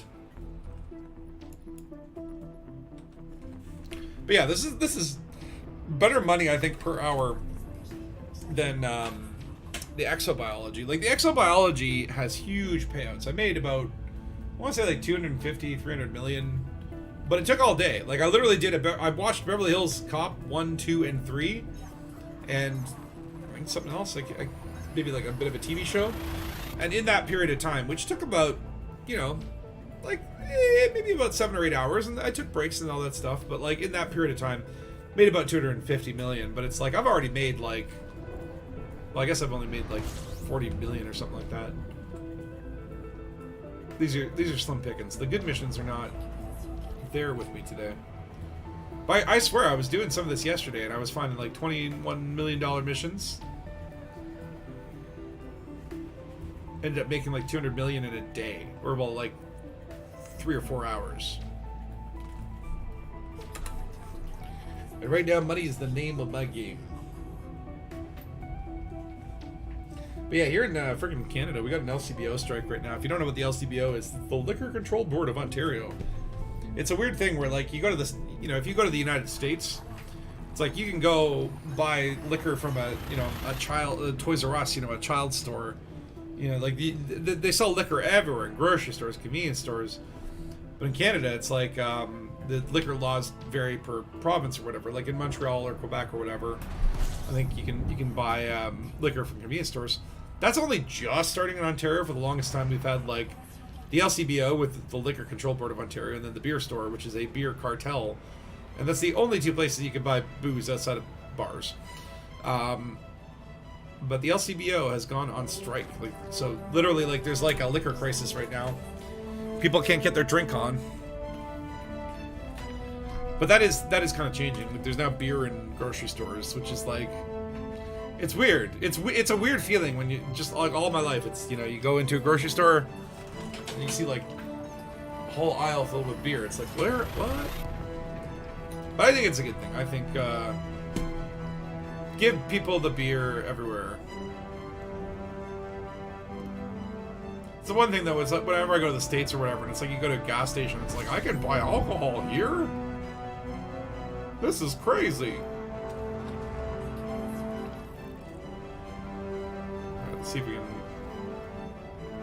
2 more jumps, so we just need about, you know, 3/4 of a tank. Oh, you know what? So I watched... I did like an 80s binge yesterday.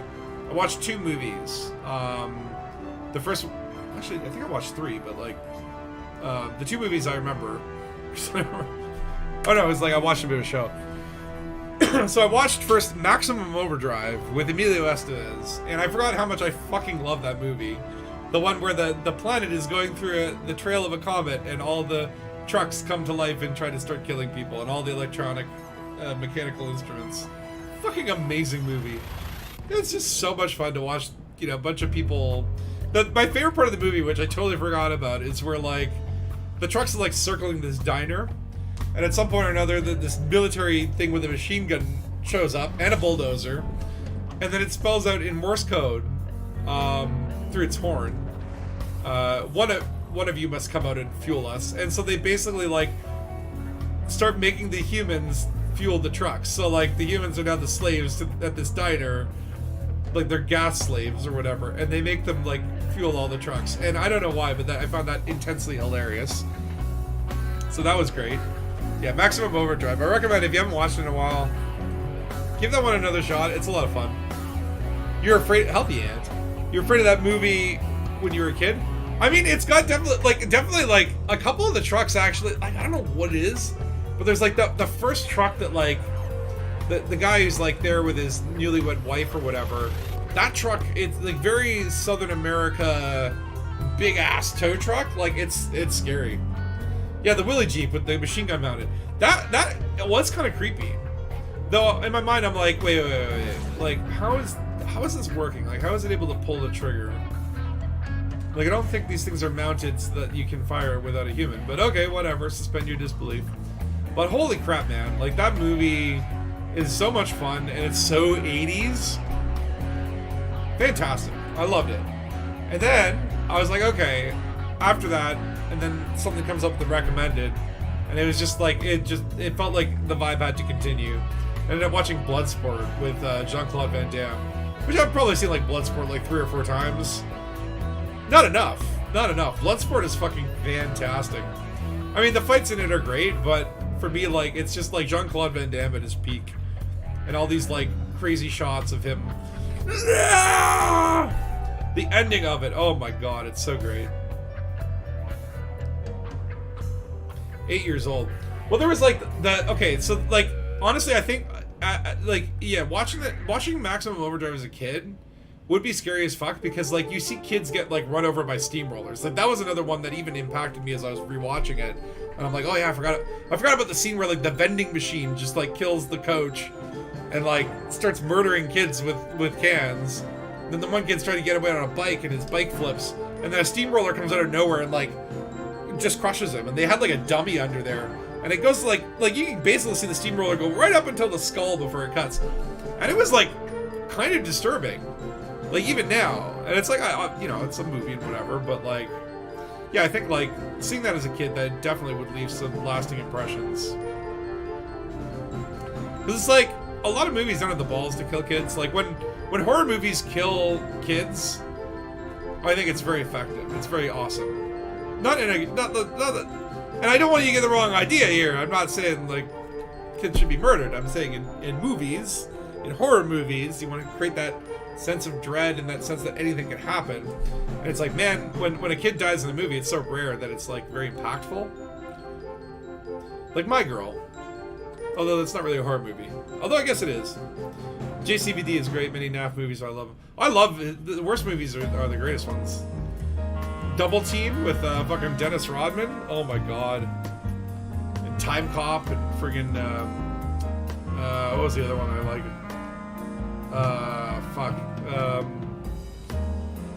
What was it called? It's like Desert Heat, I think it's called. Where it's always like, and JCVD, like, man, like, if you've seen the actual movie JCVD, like, great movie. And then there was a show called Jean-Claude Van Johnson. And Jean-Claude Van Johnson had a very funny premise where it was like, the idea was like Jean-Claude Van Damme was actually a CIA agent. Oh, Bloodsport. You had Bloodsport on VCR. Is that like VHS?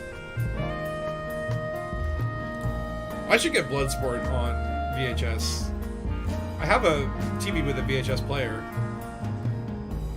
What do I have? I know I have a Jean-Claude Van Damme movie on. It might be Universal Soldier. It might be Universal Soldier 2. Don't judge me.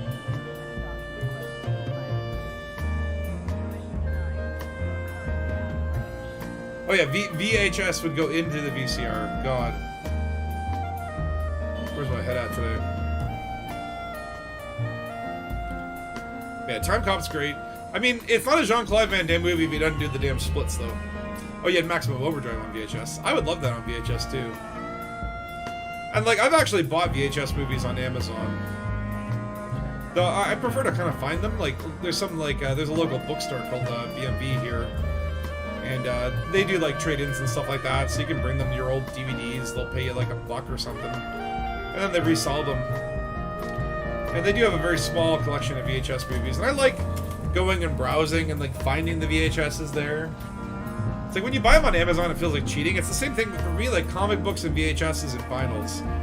It's like finding them out of place is part of the fun. Numbers Mills. Man, when a guy's name is Numbers, you gotta wonder, it's like this guy... Were your parents accountants? No, don't do that, don't do that. Don't redeem your giant, amazing stack of cash. Not yet. Alright, we get some good stuff now? Not quite. There are some good ones generating. They're just... What does this minimum cabin clause mean? Like, does that mean I need a bigger luxury... Because I guess these group guys, like, they're like, I'll only go in one cabin. They don't spread across multiple cabins. They want to stick together. Okay, well, there's a couple decent ones. Take those and just fill up with the peasants. Video cassette recorder. 15 mil. Go wherever you please. 8 million, 9 million. I should probably still be focusing on rep a little bit.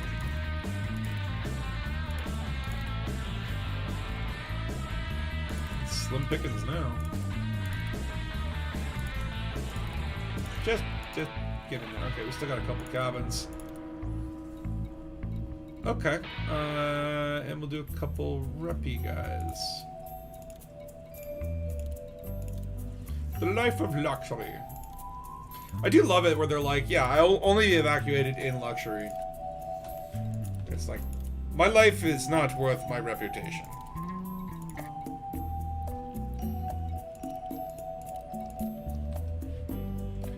I do wish, who was the actress in Time Cop? Let's look that up. Time Cop. Oh, Mia Sara.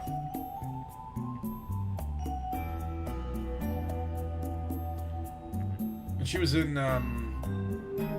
Ferris Bueller.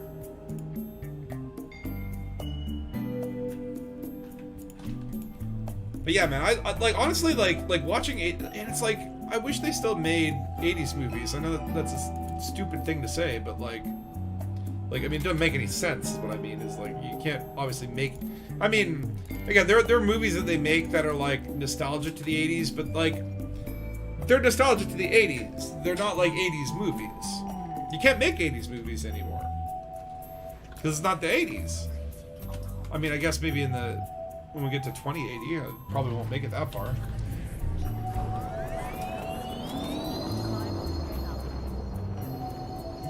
Oh, I swear I thought I saw Thargoid warping in. Yeah, should be able to get that above the horizon.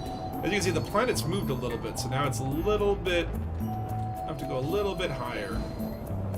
It's so crazy, sometimes you kind of forget that these are dynamic galaxies and the planets actually rotate and orbit, and that can affect... Like, you know, it's like a planet maybe night when you visit it, and then the next time you go to the same place, it's day. It's like, whoa. It's fine, I still don't have to go to Super Cruise, which is wonderful. I'm gonna... Oh, I was gonna use heatsink, but okay, no, never mind. I'll just overheat, but no big deal. crush on her. Man, there are countless actresses from the 80s where I'm like, oh, hobbada, hobbada, hobbada. Alright, here we go. It's glaive time. And we'll just employ the same strategy. Hope that we don't get double glaved. Okay. Glaive on the bottom. Heat sink. I don't know if that does anything in terms of, like, my hope is that maybe it kind of screws with the missile targeting a little bit. Okay. First missile has been avoided. I don't think we're gonna be able to avoid the second missile. And the glaive gets kind of like too close. This is where, like, if the beluga was a little bit faster. See, once they start weaving and dodging, come on, point defense, come on. You can do it, you can do it. Come on, point defense. Come on, point! Damn it. Nope. Nope, nope, nope, nope, nope. That's fine, that's fine. Passengers are just gonna be a little miserable, but that's fine. They're rich people, they're always miserable. I wish I knew what that felt like. Keep that missile away from me. So again, that could be a missile. Does it tell you when the difference between like a hatch breaker? I don't know. Hull damage, hull damage, hull damage. Yeah, we're gonna take a little hull damage, guys. It's fine.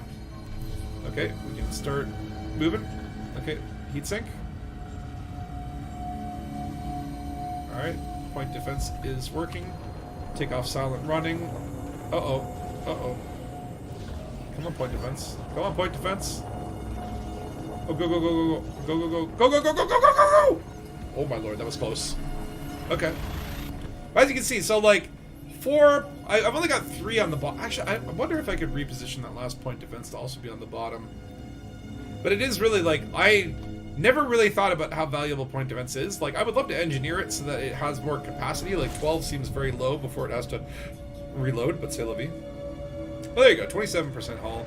And this is like a paper-thin beluga. Holy crap. They're very miserable here. Yeah, whatever.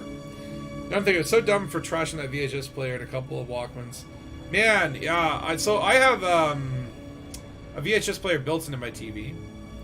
I got a vinyl player that has a dual cassette tape, so I could like put 2 cassettes in and actually make a mixtape. And I have a very small cassette tape collection, but I've got a pretty extensive vinyl collection. Like, I've got a lot of vinyls. Cassette tapes, I've got like a shoebox full. Or a recorder. Yeah, I remember like having back in the day, like growing up, I had like the dual VHS. It's like one that you put the tape in, the other one that was like, God knows what it did. I guess it had the electronics or something, but like, it was like 2 individual giant bulky pieces, like the size of like 2 shoeboxes put together. It was insane. I wish I still had that.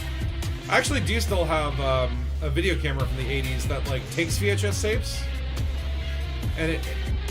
Or no, wait, sorry, no, it doesn't take VHS tapes. It plugs into a VHS machine and records on the VHS tapes.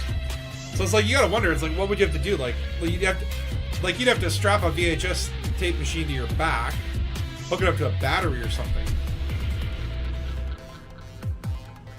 At this point, it's just a nice little prop to have, but I wonder though, it's like, if you wanted to make like an 80s movie in today's environment, like, and make it authentically 80s. Like, obviously there's a lot of things you can't do, like back in the 70s and 80s, like the way they did car chases. You can't get away with that in today's film industry. They'll, you know, but getting that like look of an 80s film, like on old film or whatever.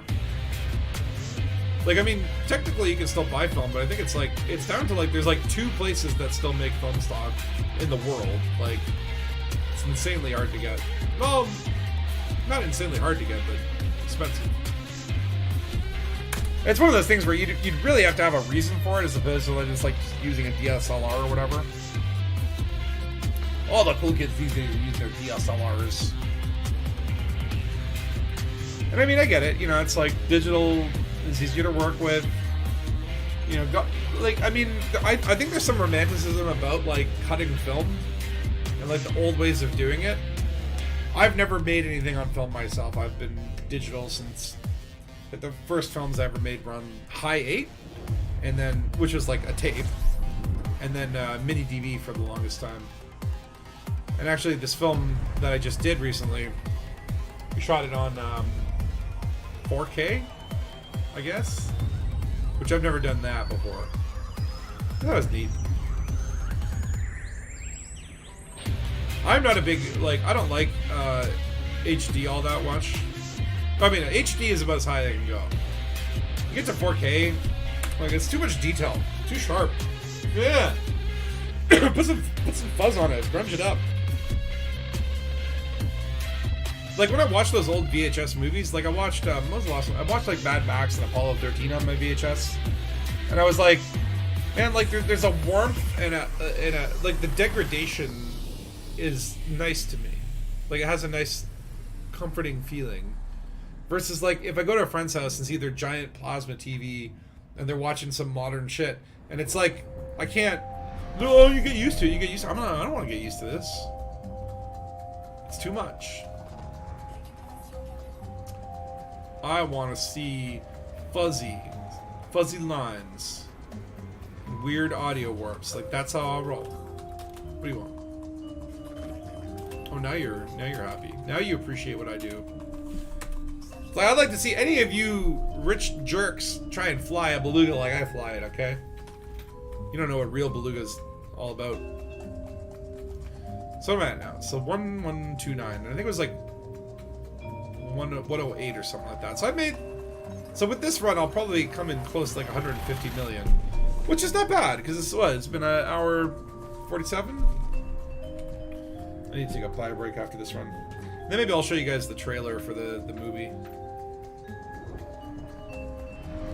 which I will probably release next week, to be honest. Like, again, I'm just waiting on a little bit of feedback or whatever, see if there's anything I missed, but I'm eager to get it out there.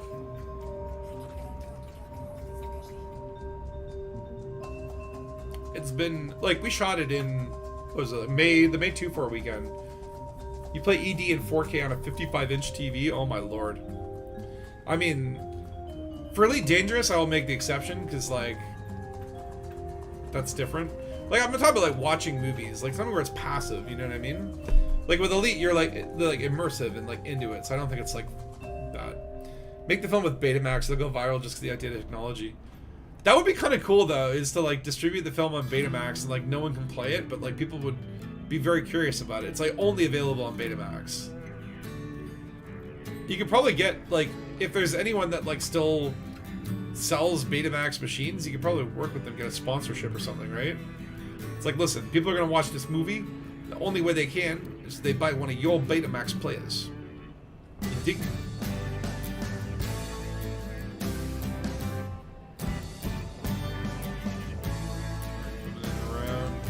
Federal Haven. So let's see. Is my... Yeah, okay. I'm also getting Alliance reputation. Not that that matters in any way. I don't understand why the Alliance do not have a Navy or a rank grind yet. That seems like something that shouldn't be that hard to do. Maybe it's because of the way that their factions work or whatever. I don't know, but... I think it's about time we gave the Alliance a proper rank grind in a tier 1 ship. It'll probably, maybe that's it. Maybe that's the Panther Clipper. Oh my god. Can you imagine the outrage if Frontier releases the Panther Clipper and they allow, like, pre-orders of it, but then, like, if you don't pre-order it and buy it with ARCs, you have to do the rank grind for Alliance? I think people would lose their shit. I mean, I'd probably just buy it at that point. But, like, seriously, though. I wouldn't put it past them. Well, 35mm film is, like, real movie shit, right? I mean, it's a little expensive to, like... Yeah, I could see, like, being like, okay, I would buy a Betamax player if I had enough Betamax tapes to justify it. And if it was like under, $200 or something, right? But to project 35 millimeter, I think there's a little more setup and cost that comes with that format. Plus, it's huge.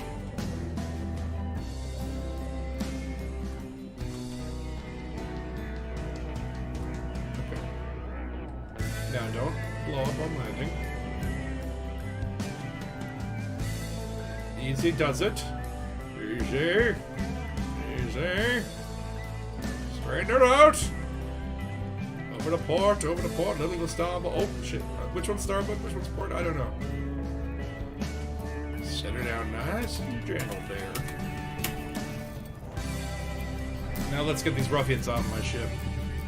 So I can clean the messes that they've left in my luxury cabins.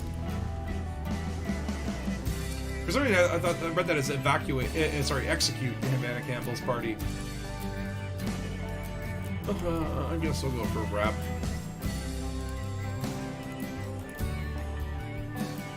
Modified embedded firmware. Hold on. No. I need consumer. Not embedded.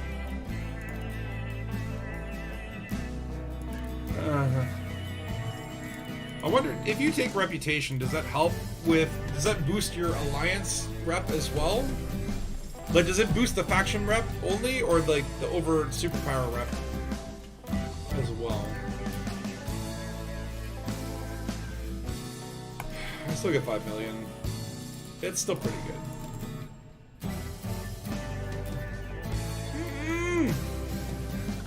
I'm just so greedy. I want the money so bad.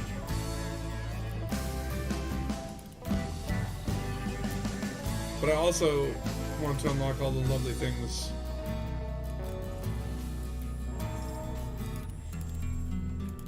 So let's see here. Damn, we're at 79% to post commander. We're gonna have a Corvette from this. This is actually pretty good for rep grind, I gotta say. That's pretty damn good. What we got here? Oh yeah, I forgot about these. Although these are gonna be like, you have to, unlocking this will add 1. Yeah. So they don't give you, you have to pay each time. I hate that. Okay. Special here needs a bio brick. And then when we come back, I'll show you the trailer to my film. And then I want to do more of this. I want to make more money. Hold on. Hold on. I want to look at how much money we got.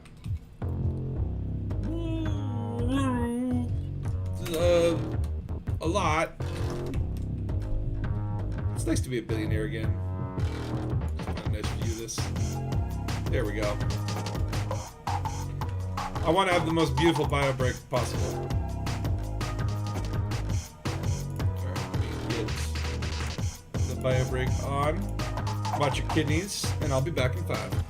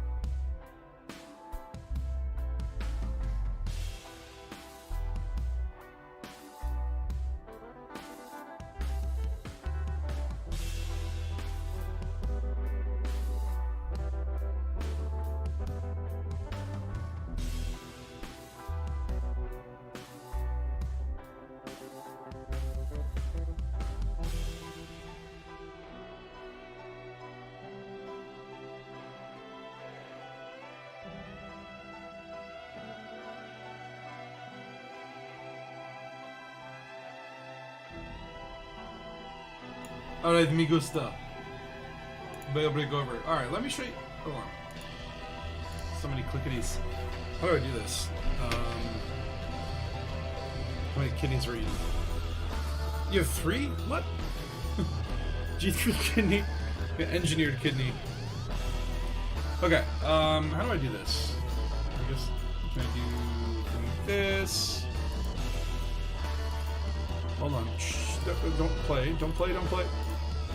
Investigate. Nope, not yet. Stop it. Okay, let me pause the music. Oh, I love that song, by the way.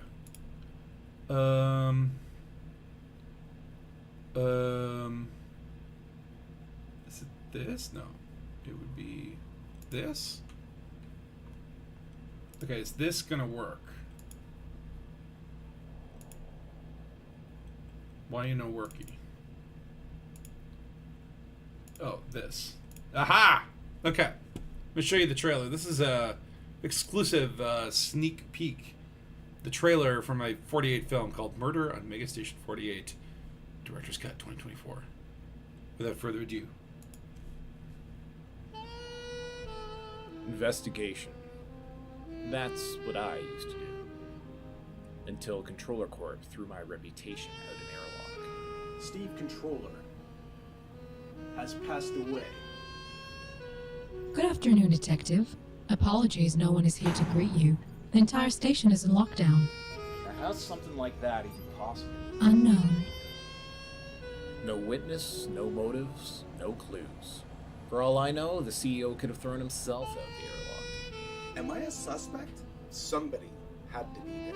I was just passing through. You can ask around, I'm clean. But me, I look for business in the bottom of a bottle. And baby, business is good. Hell yeah! So that's the trailer for my film. It is a 48-hour film. That was a 48-second trailer, although YouTube cropped it down to 47, which pissed me off. But yes, it is a neo-noir space, sci-fi noir. And yeah, I'm excited to release it. And as you can see, lots of special effects, having to do like space stations without Elite Dangerous. Man, Elite makes it fucking easy. But at the same token, it's fun. But yeah, I'm super happy with how it turned out. So that will be coming soon. I'll probably put the trailer live, not today, but like a day or two, maybe tomorrow. So I want to launch it like by Tuesday, ideally. But yeah, it's about 10 minutes, and you know, it's like real actors and shit, and it's a sci-fi noir, and I put like the Sin City kind of effect where like you leave the colors in for some bits or whatever. Took a lot of work. I mean, obviously like, the 48 hours, man, like again, it's like I won't probably put like the 48-hour film on the internet, but like at least publicly, but like the touched up version, you know, it's been days and days of doing little tweaks and editing and chrome mats, and I used like AI actually to generate images for backdrops and stuff. So like a lot of work went into it. I learned a lot. I learned how to do like motion tracking. There were a lot of things that I like had never done before that I had to kind of learn, which is good, right? Like you always want to be learning something.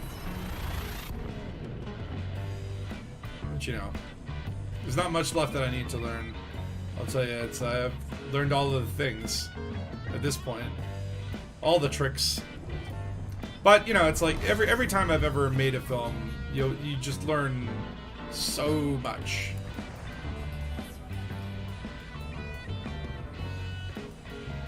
Okay, let's soak that fuel up. Soon, TM, but like actually soon. Like it's done. Like again, I put some feedback out to the couple of producers that I worked with or whatever, aka the guys in my band, who both did their own films. And so actually, like, the 3 films are connected. I don't know when they're going to put theirs online or if they ever will. That like, it's like, their films are both fun to watch, and how they tie together is really neat. Like let's just, like my detective character from mine actually makes an appearance in my other buddy's film or whatever. My friend Bill, who plays the detective, did fantastic. But like, and to me, that's the highlight of watching the other film is seeing that character come in. It's like really funny how it's done. That got a lot of good laughs. It's funny too because like there's a kind of order that you need to watch the films in. Although actually, I'm thinking, yeah, the order probably has changed now. But yeah, it's like I don't know, like again, it's like it's hard when because you know you spend so much of that 48 hours working on these films. Then we had like the premiere, we got to watch them all. Then there was the award ceremony. My film ended up getting the special effects award, so it got a second screening. And then you kind of just want to be done with it, right? So like from then until now, it's been like a couple months almost. It's been about a month and a half, and it was like really tough for me to continue working on it. Like I just wanted it to be done, but I was very happy I spent the time and effort to touch it up to where I think it needs to be. The other guys, I don't know, again, if they're ever going to put them online or when they're going to put them online. They talked about like doing some touch-ups as well, but they've not had the time like I have had. I've had too much time. But yeah, man, I was so stoked to get sci-fi noir. It's just like, of all the genres I could have picked, this is like, okay. It's like, this is perfect for me. So actually doing a sci-fi noir film was absolutely a treat.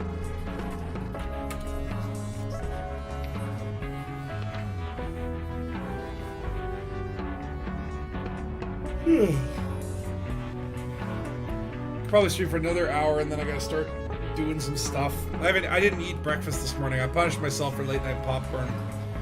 Because last night I was up late after watching Bloodsport and I was just like, hey, you watch Bloodsport? And your adrenaline just gets going. You're like, I can't sleep after Bloodsport. So I was kind of trying to wind myself back down. I got hungry and ate a bag of popcorn at 2 in the morning. So this morning I'm like, I must punish myself for late night popcorn by not eating breakfast. And now the hunger has started to hit. But it's like I go to this, there's a grocery store near me that does these like it's kind of like you go in and it's like, yeah, maybe $12 here, $15 here for like pre-built meals that you just literally throw in the oven for, 10 to 20 minutes and it's good to eat. And I went there last week and got some ricotta cannolis or whatever. Oh my god, it's so good. I think I might go there again tonight. But it's like you can get like lasagna, spaghetti and meatballs, like there's obviously all the Italian pastas, buttered chickens, pad thai. You want some tiger shrimp and like they just got like a whole run of the mill Greek shish kebab, anything you can want, anything. Maybe some kidney. Actually, I've never eaten kidney. I don't know what it would taste like. Maybe Loot, you can let us know. What does it taste like? I assume it tastes like beef tongue? I don't know. I did have beef tongue tacos once.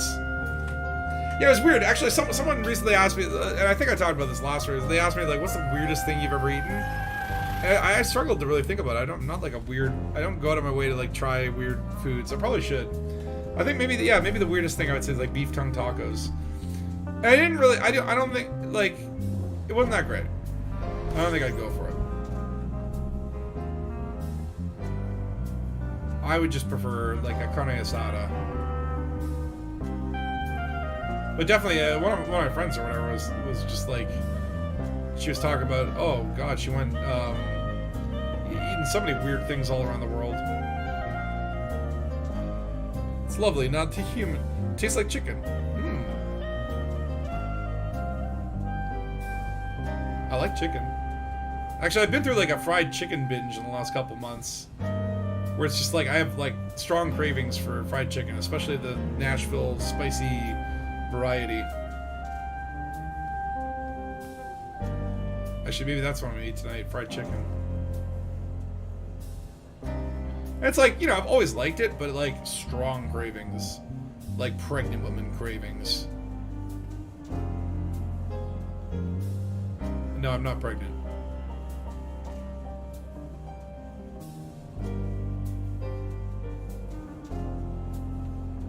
Okay.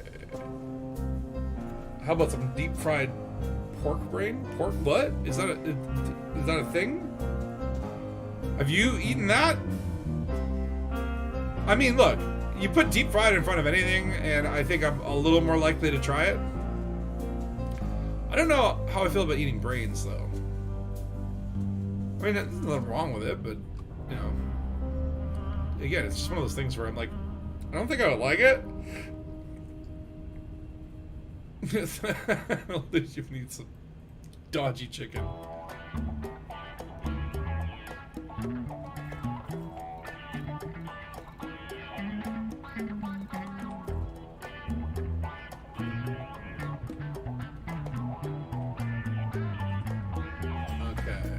On into Harrison Breed. Part of me wants to kind of try a different place in this area. Oh, you have tried it. Okay. Yeah, I've never tried that. Deep fried pork brain. I'd be tempted. I mean, like, to me, like, I don't look at brain and go, mmm, tasty. But maybe it is. I mean, I bet it would be alright. Maybe a little rubbery.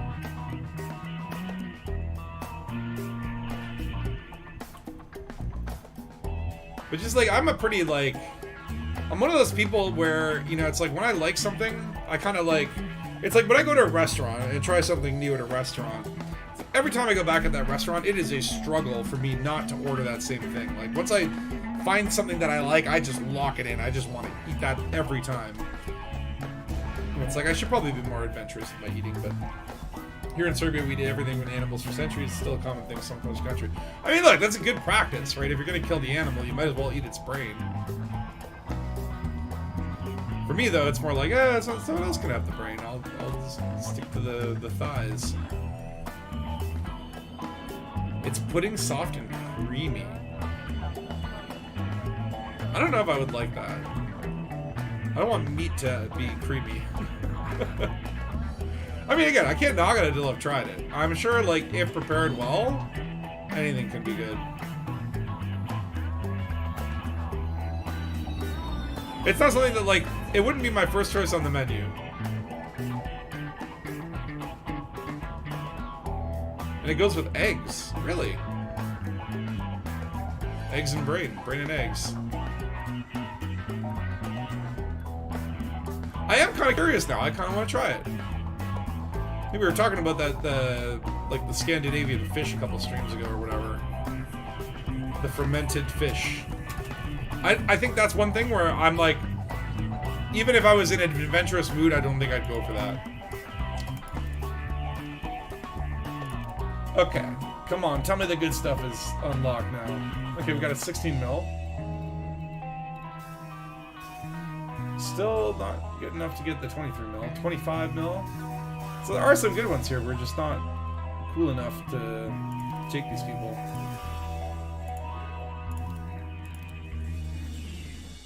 And some of them, they're talking about cabin. Oh, okay, I'll take 8.9. That's good.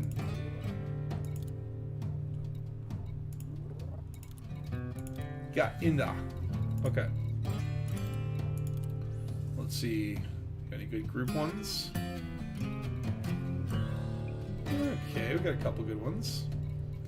But I think these are, again, scaled based on the number of people versus, like, you can get someone who's like an illegal VIP celebrity that might be a little more willing to pay the high premiums. Oh wow, they tried it quick. Alright, I guess we got some more room for you guys.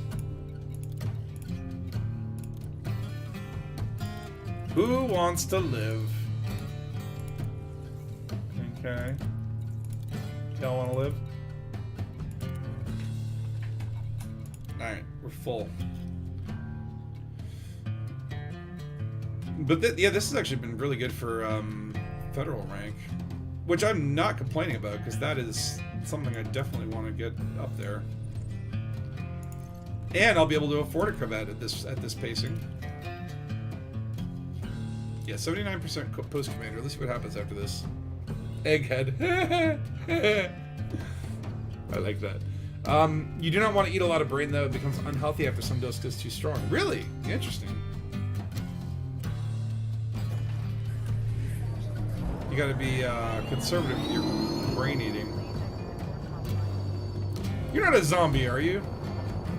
Yeah, that thing keeps stuck below the horizon a little bit more every day. Kwibabi Kwibabi. I don't know what that is, but it sounds good. It sounds like something I would want to eat. I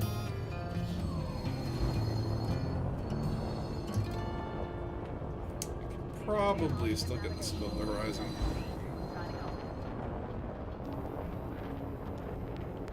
This planet is rotating hard, though. Hard rotation. Come on.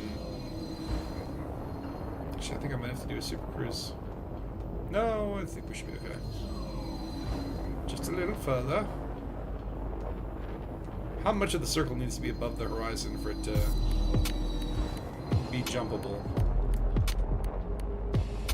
I would assume like the middle point of it.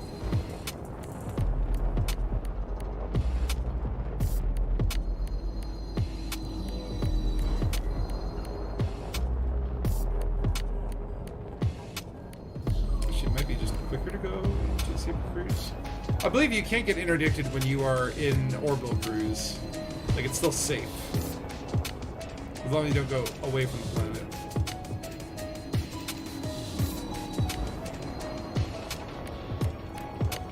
Just a little further.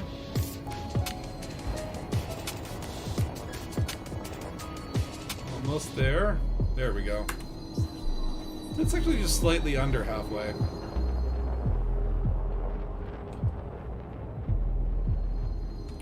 Forward.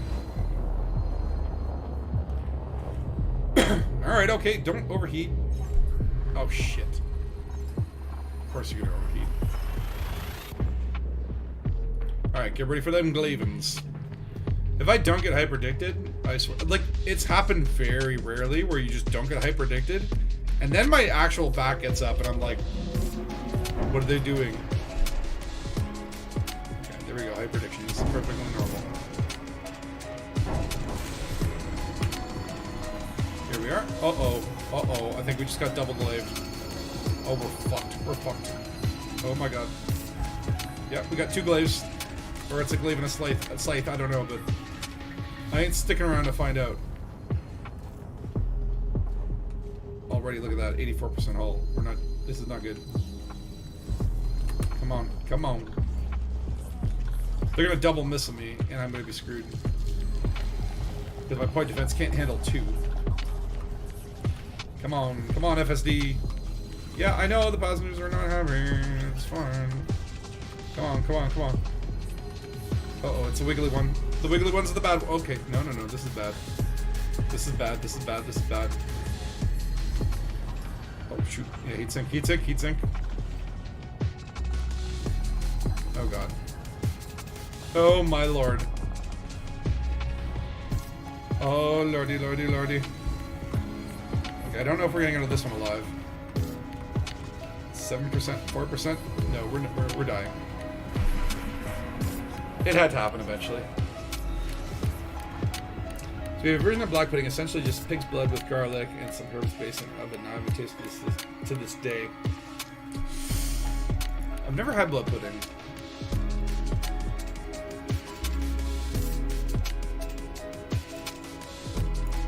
But there we go, right back to Harrison Prison. Yeah, when you get the double glaive, it's yeah, thank you for the F. It's not like it's very rare this. I've survived it once. But a double glaving is like it's almost guaranteed death. At least in a paper thin beluga. But that's fine. We didn't lose anything other than a bunch of people. Contract canceled. Commander, your ship is destroyed and now I won't meet for a destination on time. When did they send that? Aren't you a little busy being dead? Well, maybe we'll get better missions this time. Ooh, maybe not. Maybe not. Yikes. Okay, we got some decent group ones.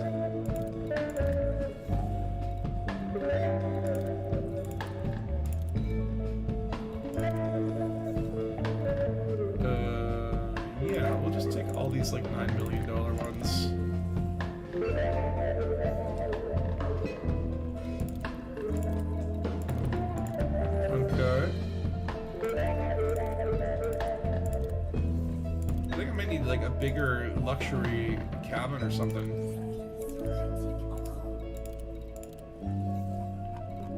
That's it, eh? Oh wow, I've got 2 empty bins. Well, that sucks.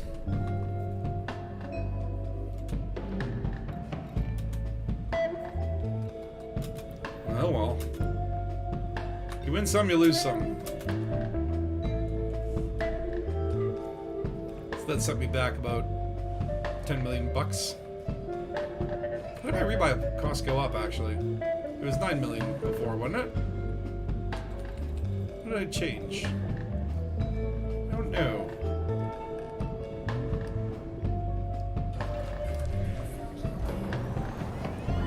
Alright, we're gonna do the Super Cruise thing so it'll be faster.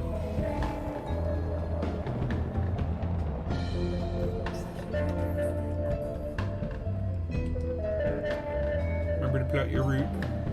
Oop.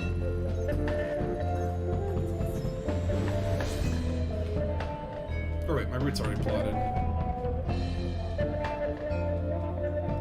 Right? Yeah.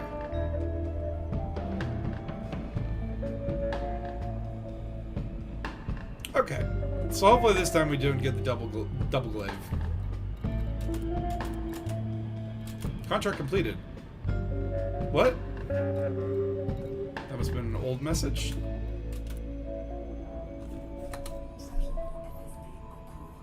Or maybe it's like the same people. Maybe those people aren't the passengers, but like they're travel agents or something. Savapi are the most famous. What up, Kai Brunis? How you doing?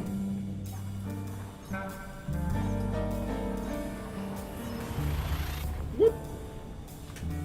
Stupid double glaives. Maybe this time I'll not get hyperdicted to make up for it. Right? Wait, seriously? Damn, okay. I'll take it. That never happens.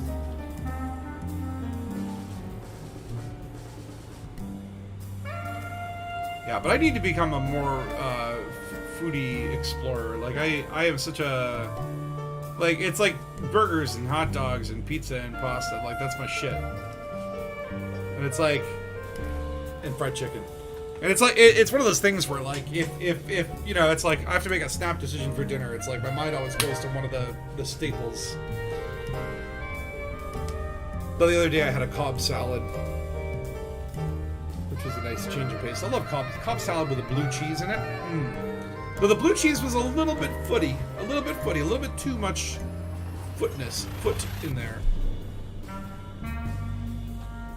So I feel like blue cheese and in like the right amount is perfect, and then there's like a little too much blue cheese, it tastes like foot. You're doing exceptionally better. That's wonderful. Good to hear. You get the final solution on your project in the next couple of weeks. Final solution. I don't know if you want to use that terminology, but well, I'm glad you're doing better.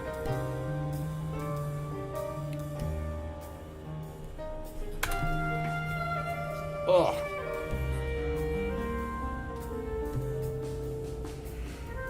I'm actually like tired today. That's what happens when you eat a bag of popcorn at 2 in the morning. Hope your endeavors lead to many ribald nights. What the fuck is ribald? Ribald? Ribald. Ribald. I don't know this word. Let me Google it. Ribald, referring to sexual matters in an amusingly coarse or irreverent way. Okay. What is the meaning of that word? Where does that word come from? It's hilarious. I learned a new word today. That'd be called the 9mm solution.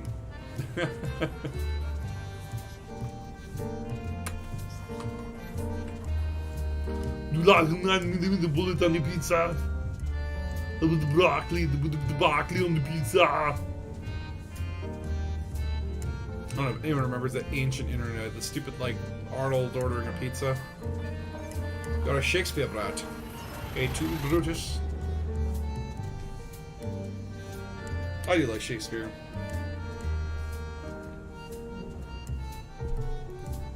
Shakespeare.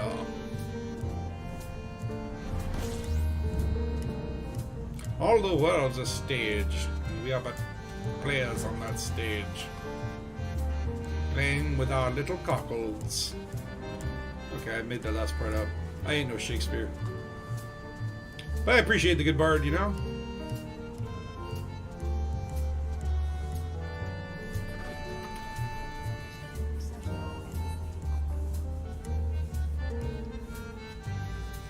Cordelia, nymph in thy orisons. Oh no, it's not Cordelia. It's Ophelia. Ophelia, nymph in thy orisons, be all thy sins remembered.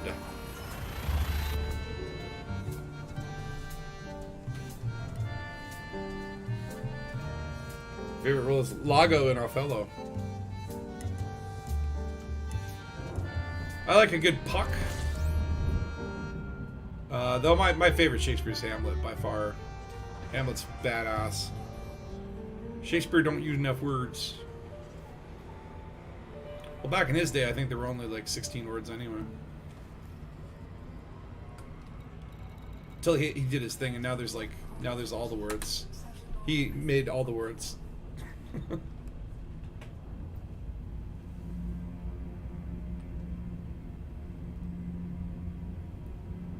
But there's definitely like what's that? What's in the to be or not to be? Is like in the what is it?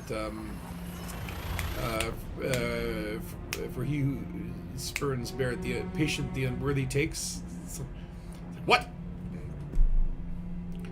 It's like, for those who would bear the whips and scorns of times, the proud man's contumely, the pangs of despised love, the insolence of office, the law's delay, the spurns that the patient merit the unworthy take, when he himself might his quietus make with a bare bodkin. Who would fardels bear to grunt and sweat under a weary life, but that the dread of something after death, the undiscovered country from whose bourne no traveller returns, puzzles the will, and makes us rather bear those ills we have than fly to those that we know not of. And thus conscience does make cowards of us all, and the native view of resolution is sicklied o'er in the pale cast of thought, and enterprises of great pith and moment in this regard their currents turn awry and lose the name of action. It's still such a fucking good monologue. I had the whole thing memorized at one point. And then like what's the other one from Hamlet I really like, where he's like on the mountaintop and he's like, even for an eggshell or whatever. I don't have that one memorized at all, but I would like to. You never know when you want to spit out some fucking Shakespeare. Although Hamlet's like, those are weird monologues to drop. There's not many social situations where it's just like, you know, any monologues about the contemplation of life and death? It's like, you got like definitely some better ones from like The Tempest or Othello or something.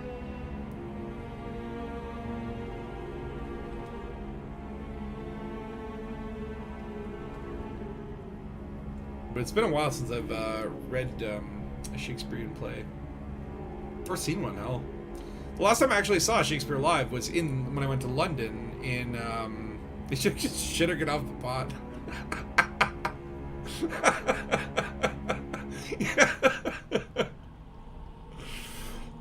To shit or not to shit. But like I saw, it was like a Midsummer's Night Dream at the Globe Theater. Obviously not like the original Globe Theater, because that one got boomed. But it was like the recreated one or whatever. And I went and saw Midsummer's Night Dream, and it was like it was weird because it was like a modern, like everyone was wearing like modern outfits, but obviously it was, you know, to the book or whatever. But it was good. It was really cool. You drop the Shakespeare after the fourth date, good way to clear the chafe after many a bald night.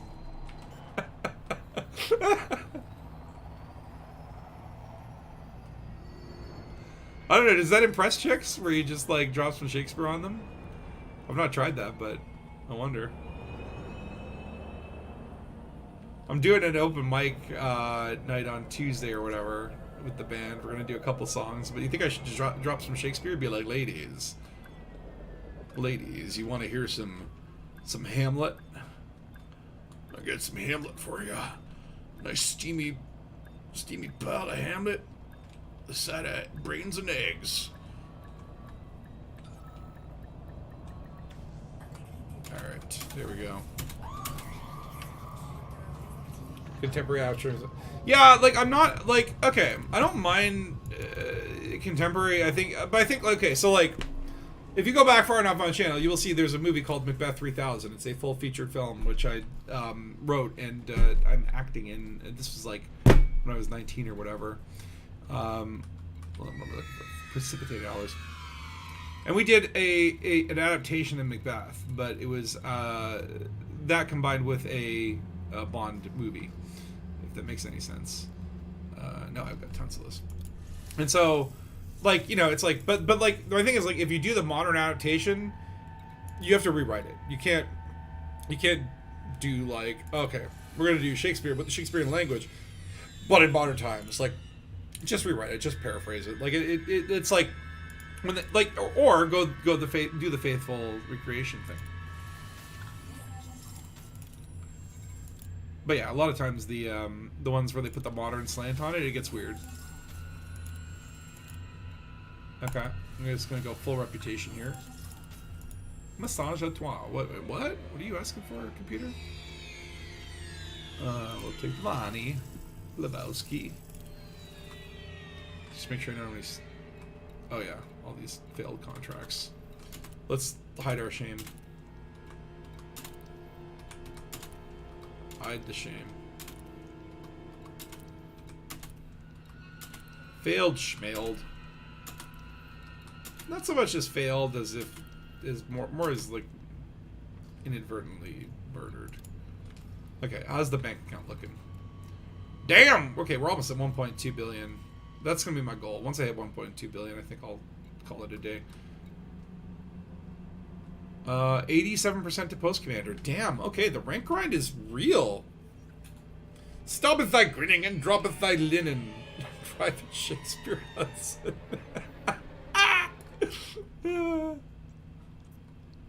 Aliens Act 2, I love it. Okay, why can't I target? Can we just, yeah, there we go. Thank you. Okay, so we're ally, friendly, and cordial. Despite all the murder.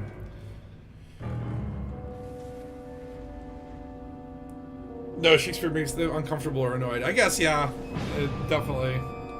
I think with like the modern woman, but like, you know, you get like some old school chicks. Like, okay, if your date is called Gertrude, there might be a chance. There might be a chance that the Shakespeare will work. The real keeper test is when you're still getting head on the regular, and she loves the opera Faust. Just put on some Faust in the background. You have a mug with Shakespeare insults. Give me a good Shakespearean insult. Mine is more like Monty Python. It's like, thy mother is a hamster, and thy father smelt of elderberries. Ooh, shish kebab and fries. I love a good kebab. There's actually like Afghanistan kebab is super freaking good. It's like spicy. I rarely have it though. Also, it makes it a treat. But like, I think kebab is like healthy. It's probably just like the plate of rice I get with it. So I'm trying to like lose weight and shit. I want to lose like 20 pounds, and it's like my favorite food is bread. So like, I'm fucked. Like, how do you do this? How do you do this? I love bread. I just want to eat bread. Like literally, like if it's like, just think about it. Like pizza has bread on it, burgers have bread on it. It's just bread, dough that is warmed to the fluffy state. That is what I like to eat. It is delicious. I didn't have blood pudding, but I do have like butterscotch pudding. Yeah, I got a sweet tooth. A sweet tooth, and I just love carbs. It's a bad combination.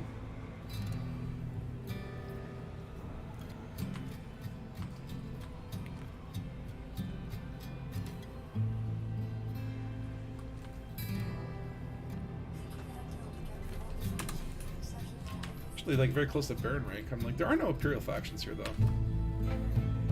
She speaks, yet she says nothing. That's a pretty good one, actually. I like that.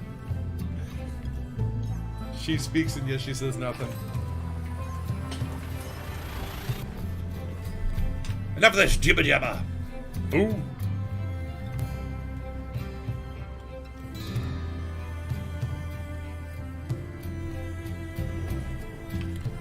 Oh, my butt bone's starting to hurt now. I broke my damn Cossacks years ago. A little, like, remnant of the human tail. This is so cool. I fell over in an office chair, by the way. It was nothing cool. Like, I wish it was like, yeah, I was, like, riding all down a half pipe and, like, slipped and fell. Broke both my legs. No, I just fell over in an office chair and my butt hurt. So I went to a doctor, and the doctor's like, you broke your Cossacks. I'm like, what's a Cossacks? He's like, well, you know how humans used to be monkeys and have tails? I'm like, yes. He's like, that's kind of like that's like basically the remnant of the tail. I'm like, I have a tail? What? I ain't no furry, man. I ain't no furry. So, no, check it out. Showed me the x-rays. I'm like, fucking dope. He's like, yeah, so you broke it. I'm like, okay, cool, how we fix it, doc? He's like, yeah, don't. It's fucked. Yeah, there ain't no cure for a broken Cossacks. It's actually my favorite country western song. But, yeah, so that means, like, if I sit for, like, 2 or 3 hours... Hey, your tailbone. Sit for, like, 2 or 3 hours and I start to get, like, numb, uncomfortable. Airplanes suck.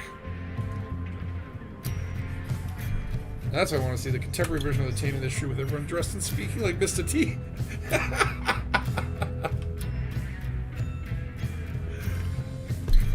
I pity the fool. I need to binge the Rocky movies again. It's been a long time. But after watching Bloodsport, I just want to watch like fighting movies, like martial arts movies, and like the Rocky movies are good. At least I like Rocky 1. I think Rocky 2 is fine. Rocky 3 is fucking ridiculous, and I love it for that. So no one ever remembers the robot from Rocky 3 who's like, happy birthday, Polly. It's fucking ridiculous. I was like Mr. T or whatever. And then Rocky 4, man. Rocky 4 is fucking amazing. Drago. If he dies, he dies. And then Rocky 5, like, I think I like it. It's kind of like interesting and different. Or I should say Rocky 5, Go For It, because that's the proper title. And then there was that Rocky Balboa movie, and that was okay. That was fine. And then I guess there's like the Creed movies. I saw the first Creed movie, and I liked it. I thought it was good. I didn't see the sequels though. But I don't know, boxing movies versus martial arts movies, I'd rather go martial arts. I think I need to watch like Ip Man. Oh, or what's that movie? Kung Fu Hustle. That was a really fun movie. It's like cartoony. I love it. Movie trivia no one is aware of. Adrian is an unsupported cunt 95% of the movies. Prove me wrong. What does that mean, unsupported? Who was the chick who played Adrian?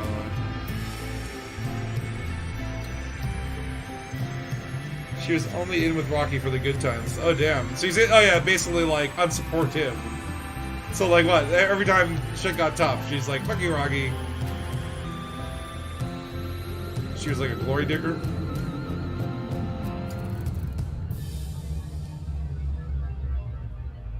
I don't know, I'd have to rewatch it.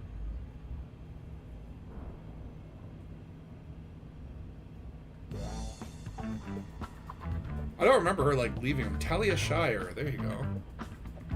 Get a serious drink on, and all today's Sylvester. Hey, Adrian! A Rambo movie. Oh my god. Rambo, I love the Rambo movies. Like Rambo 1, First Blood is just amazing, and then I love the second one. The second one is so good. That's the one with like Vietnam or whatever. It's like we got to go back for the POWs. And then Rambo 3 is the one in the desert in Afghanistan or whatever. That one's like, that one's good, but it definitely is like over the top. Fucking like, what the fuck? And then Rambo 4 or whatever, the one in like, was that Burma or Malaysia or whatever? Oh my god, that was so good. That was like the first of like, because he did that one and then he did the Rocky reboot or whatever, and I was like, shit, like, you know, it's like one of the, oh, he's playing Rambo again. You're a little old for this. No, Rambo 4 is fucking dope. I did a rewatch of all the, like, okay, so I did like the Beverly Hills Cop series recently. Beverly Hills Cop 1 still holds up, it's great. I had never seen Beverly Hills Cop 2, loved it, it was great. Beverly Hills Cop 3 was kind of bracing for it because I watched the new one and there was like a joke in there of like, not your finest hour kind of thing, and I liked 3. It was cheesy, it definitely wasn't as good as like the other 2, but I liked it, it was still fun. You gotta watch Sly and David Carradine, the worst fight scene in the original Death Race 2000. I don't remember that.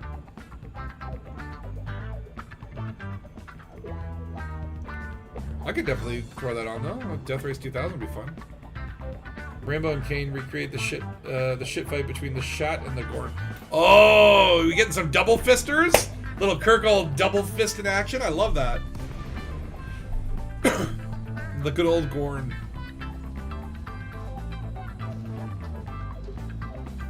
Like, I rewatched that episode maybe a year or two ago, and like, for all the bad fighting, the idea is still really good. That's where I was kind of like Star Trek, Strange New Worlds has like the Gorn in it. Hey, Ray Mobula, how you doing? Like, Star Trek Strange New Worlds has the Gorn as like their, I guess, main antagonist or whatever. And I got super excited about that because I'm like, oh yeah, the Gorn needs some justice. And then the way they did the Gorn, don't, like, it's cool, but I kind of want to, like, I just want to see a remake of that Gorn episode with like, what's his name, Anson Mount as Captain Pike. I don't know if there's new, when is there going to be new Strange New Worlds? No, my friend keeps trying to get me to watch the other one, the Discovery. No, I didn't, something didn't click about it with me. It was too trying to be modern and edgy, and Strange New Worlds like touched the Star Trek nerve because it was like, it felt like a Roddenberry-esque Star Trek, including like from the fatherland. Are you in the Deutschland? Are you doing your European tour? How's it going? All right, let's see what we got here. What we got. Man, okay, I'm not getting, like, the good missions. How is this possible? I have a size 6 business. I want this. I wish I would tell you how many people, like, here? Damn. Okay, well, let's load up on groups, then. Okay, yeah. Okay, and I can actually do all of these. That's nice. They're not assholes. Let's load her up.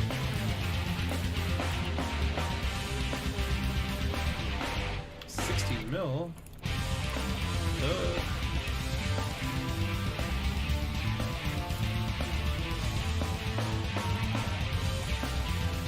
Pretty good, pretty good. Okay. 5 million. I love autofill. So I've still got 2 luxuries if any of the bougie people want to. Okay, we got a couple bougie parties here. We'll take the rep ones.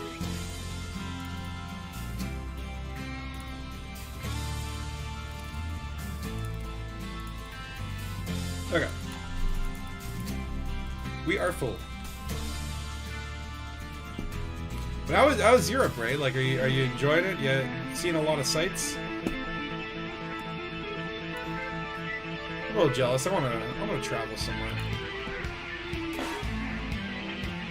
Next stop is Switzerland. Oh, you must get some Swiss chocolate. I've never been to Switzerland, but I went to Italy and went to like the north part where it borders. So you could, like, we could see the mountains, and the mountains were in Switzerland technically. Switzerland is just a freaking beautiful place. I mean, a lot of Europe is like that, where you're just like, like you go to any city in Europe and you're just like, oh, this is so nice. Especially when you're used to like northern. I mean, like that's one thing I talk about is like in you know, oh, everything is good, Ray. Enjoy the Fatherland and Switzerland. You signed ED had to double down on fucking over Verizon holdouts to the Python Mark II. Yeah, well, I mean, look, get yourself some Helldivers too. Have some fun with some other stuff. Maybe in time they'll fix it. Although you cleared your save. I don't know if like if I accidentally cleared my save and Frontier was like, yeah, no, sorry, we're not restoring it. I don't know if I could come back because the amount of fucking work that you do to get. I mean, I like the idea of like getting a new account and experiencing the new player stuff and seeing like, oh, now with all my experience and knowledge, how would I do? But like to clear this save and lose all the progress and shit, so it honestly like it gives me the heebie-jeebies. It makes me, I'm a little scared. All right, hold on, I gotta get ready for Glaives. Have a nice little stretch. All right, here we go. Here we go. It's happening.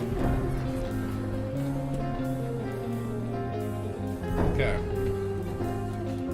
So, boost, silent running, heatsink. Put the glaive under you. Let that point defense do the talking. Yeah. Come on, point defense. There you go. Missile is done. Okay, line with target. Boost, heatsink. Here we go now. Yeah. Okay, this is the bad missile. It's probably gonna hit. Yeah, okay, we'll take the hit. It's fine. Now the waiting game begins. Okay, point defense is on the wrong side. Oh shit, foreign body. No, they're gonna take the people. Oh, it's a scythe. Sneaky little bastard. Okay, heatsink. Yeah, we're gonna lose some people, but it's fine. It's fine. It's for the greater good. I wish the point defense would, I don't know if it works on those things. I've never really seen it actually counter those. Maybe their limpets are like super yeah, we're not sticking around for these folks. I'm sorry. Look, you got it bad. It was unfortunate for you guys, but not everyone's gonna live. This is how shit works. Go! Oh my lord! I thought I was about to die there. You tried the first descendant. It was funny as hell. Funny as hell. Nixon has proved to better customer relations and more integrity than Frontier currently. The first descendant? I don't know what that is. I've been playing lately. What is it called? Let's see how many tombstones do we have? Oh, we lost all of our peasants. Oh no, we lost our one luxury guy, and that guy was oh whatever. It's fine again. You know what? Not everyone has to live. You travel through Thargoid space regularly. I can't say I like it very much. I'll be leaving soon. It's fucking... And he's got the white eyebrows too. I love the white eyebrows. So we're probably gonna have one failed mission here, right? No, apparently not. Apparently I didn't fail. I just didn't succeed. Imagine if you could catch it and it's like, okay, your one passenger went missing, but you did bring back his personal belongings, and that's gotta count for something. It's a free-to-play looter shooter from the makers of MapleStory. They got sued for ripping players off for hundreds of millions, but only got fined 9 million. Wait, what? How did they rip people off? I mean, how do you rip people off in a video game, right? Like, they could set the price for whatever. Like, there are so many games I play where I don't buy any cosmetics because they're priced ridiculously, or I'm just, like, I don't care about the game. I mean, like, I could see if you could rip people off in the sense of, like, promising a robot feature and then locking it behind a paywall kind of thing. Like, as in, like, not like Like, you can't force people to give you their money. Unless you can. But more like, you know, it's like making a promise and then changing how that promise is delivered and logging behind a paywall. I can see that being a sinister company thing.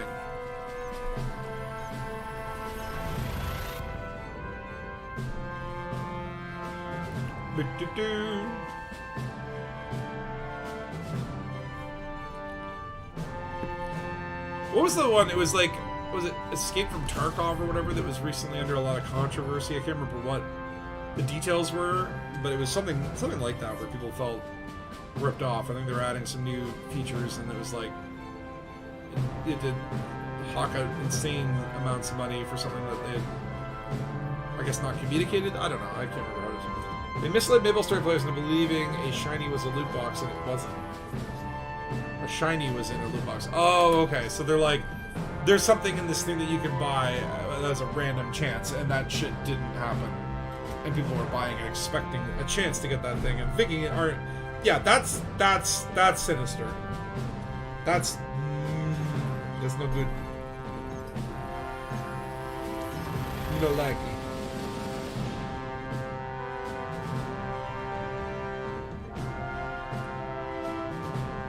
Not a fun thing to do. I mean, there's so much deception already in a lot. Like, just the fact that, like, and this goes with Arc Store, but like any game where you have to buy the in-game currency, and I know the reason for it is kind of like, it helps the game company in an accounting sense, because then they don't have to deal with, you know, like, oh, we got this one guy in New Zealand who bought this many, like, it helps for currency conversion or whatever, because then they can price their store at whatever, and then just, like, the only thing they need to do currency conversion on is the purchase of the currency. So I get why that's the case, but it always is so confusing and obfuscated. You know, it's like, they're always big numbers. It's always like, it makes the store, oh, like, buy this thing for 20,000 fake currency. But what's 20,000? Like, you know, if it was, like, closer to, like, $1 to $1, you know, but they don't want you to think about that. They don't want you to think, like, oh, yeah, this skin is $5. Because then you'd be like, for a skin? And people, well, I pay. I did it. I done it. Guilty as charged. Escape from Thargoid shit the bed. They tried to release DLC, then changed the name of it. Oh, that's right. So they had like lifetime pass holders, and they're like, "Oh, this isn't DLC. It's just expansion content that you have to pay for." Right. Yeah, that's not cool. That's no good.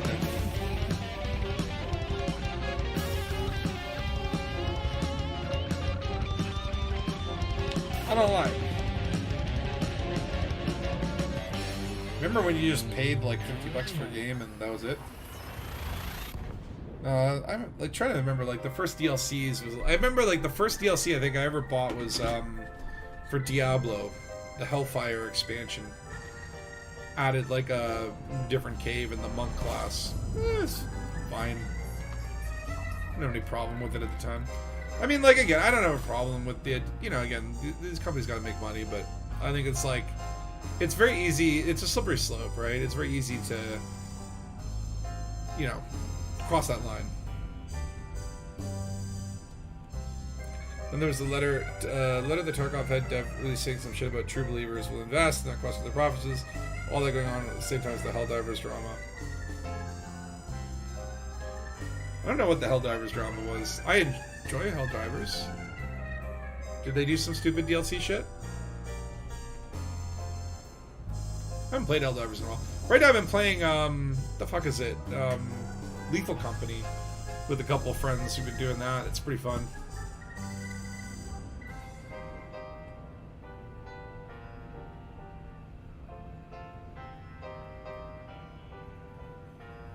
And so far, no DLC or annoying purchase requirements.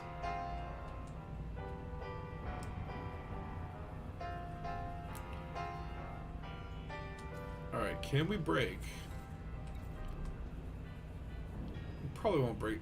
Maybe. Yeah, I think we got more than 20 million in papes.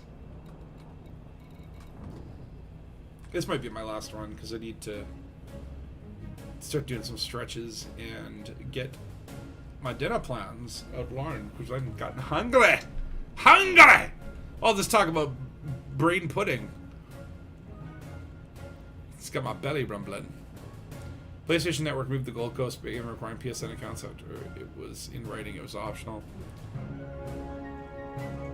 I feel like the console companies are just hell to work with. Maybe that. I mean, obviously we lost the console on Elite or whatever, but it's like the console. I don't know. Like at this point, aren't consoles just basically as powerful as computers? Like, why not just run Windows on a console and make everything cross-compatible? Like, what's the point?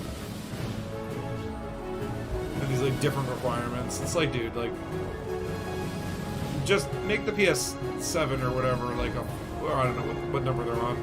'Cause I haven't played a console in years. The last one I owned was a Dreamcast. Okay, that doesn't date my console days. Then I don't know what would. Oh no, that's not true. I owned an Xbox 360, and then it red ringed, and then I was like, "Fuck this shit." PC Master Race, yo!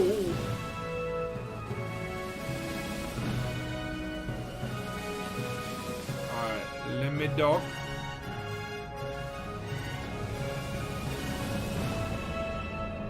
So this is really good for rank grind, and it's really good for money.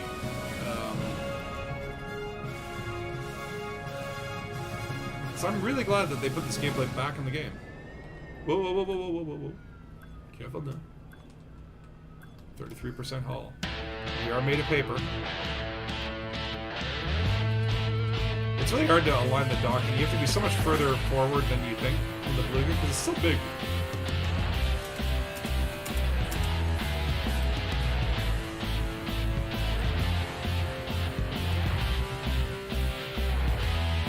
Whoa. Why you go there? Where's my... What happened to my cursor? Arrival at destination system. If we could hurry up. Well, just because you said that, I'm going to slow down.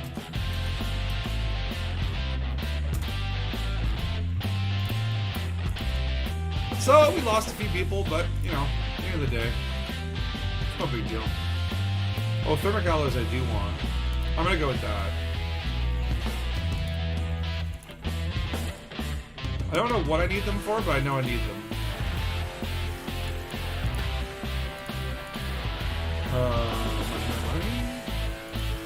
Not that much. Here we go. So, do I take them? Like, I'm taking the money.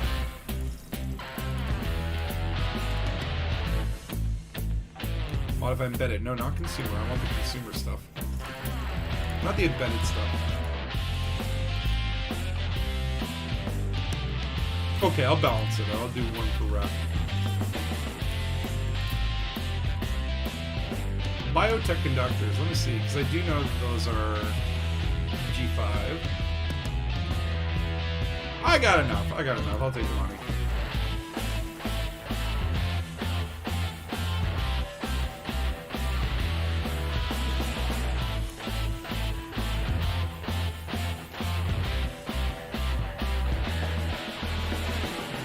Why?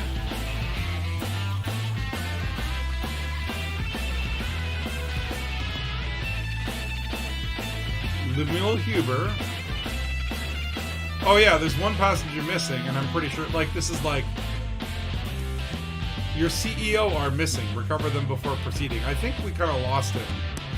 He's like the one guy. Do you think we can find him again? Hold on, is he on the galaxy map? So we lost him in, like, in between systems, right? Yeah, no, he dead. He gone. So we're just gonna have to abandon that one. Sorry, bud.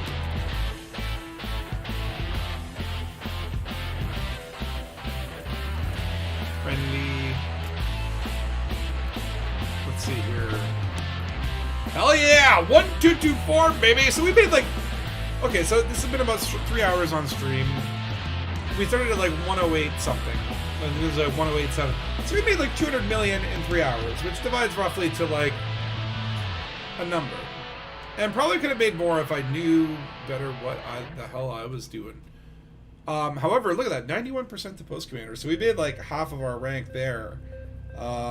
And hold on, what's the what are the ranks? Hold on. Elite Dangerous Fed ranks.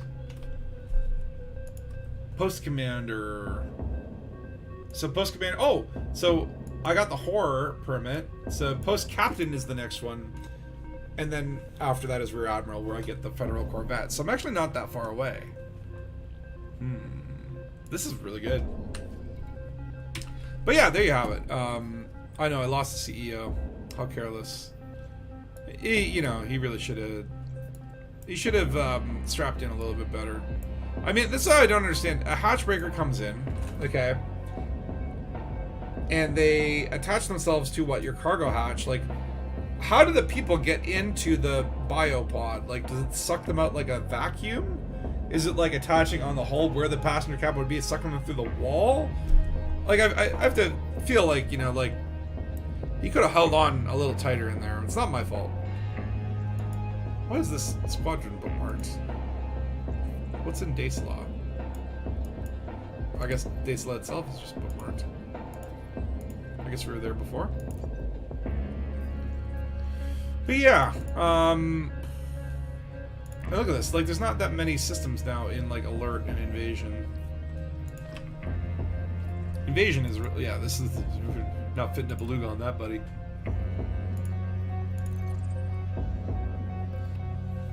Is that system now done with Alert? Like, if I go back there, is it not going to be an Alert anymore? Or is it just the list on the galaxy map? Yeah, it still shows up yellow. But I bet you it's like you go... Yeah, human control... Well, hold on. Thargoid withdrawal in 4 days. But I swear, it's like you get back there and it'll be like, oh, yeah, thanks for your help. We finished all the Thargoid wars. Everything's done here. No need to do anything. Which is annoying, because it's like, I just made all this reputation. Now I want to cash in with the nice missions, but no, that's not how it works. Anyway, I feel pretty good for the progress today. I made some rank, made a lot of money. I got 1.2 billion in the bank account, and I got more than $1 billion in my fleet carrier, which is good. I now feel like less stressed because I don't feel like I'm gonna lose my fleet carrier, and I got enough for all my many wonderful rebuys. So I will call it a stream there. I think that makes me feel satisfied for today. But thank you guys for joining, chatting, and hanging out and all that stuff. I will be back next week. I'll let you know earlier. And then obviously keep an eye on the YouTube channels. I will be putting out my short film, The Murder on Mega Station 48. So keep an eye out for that if you want to see some real old school filmmaking. But thanks guys for sticking around. And I will see you guys on the next Dangus. Goodbye!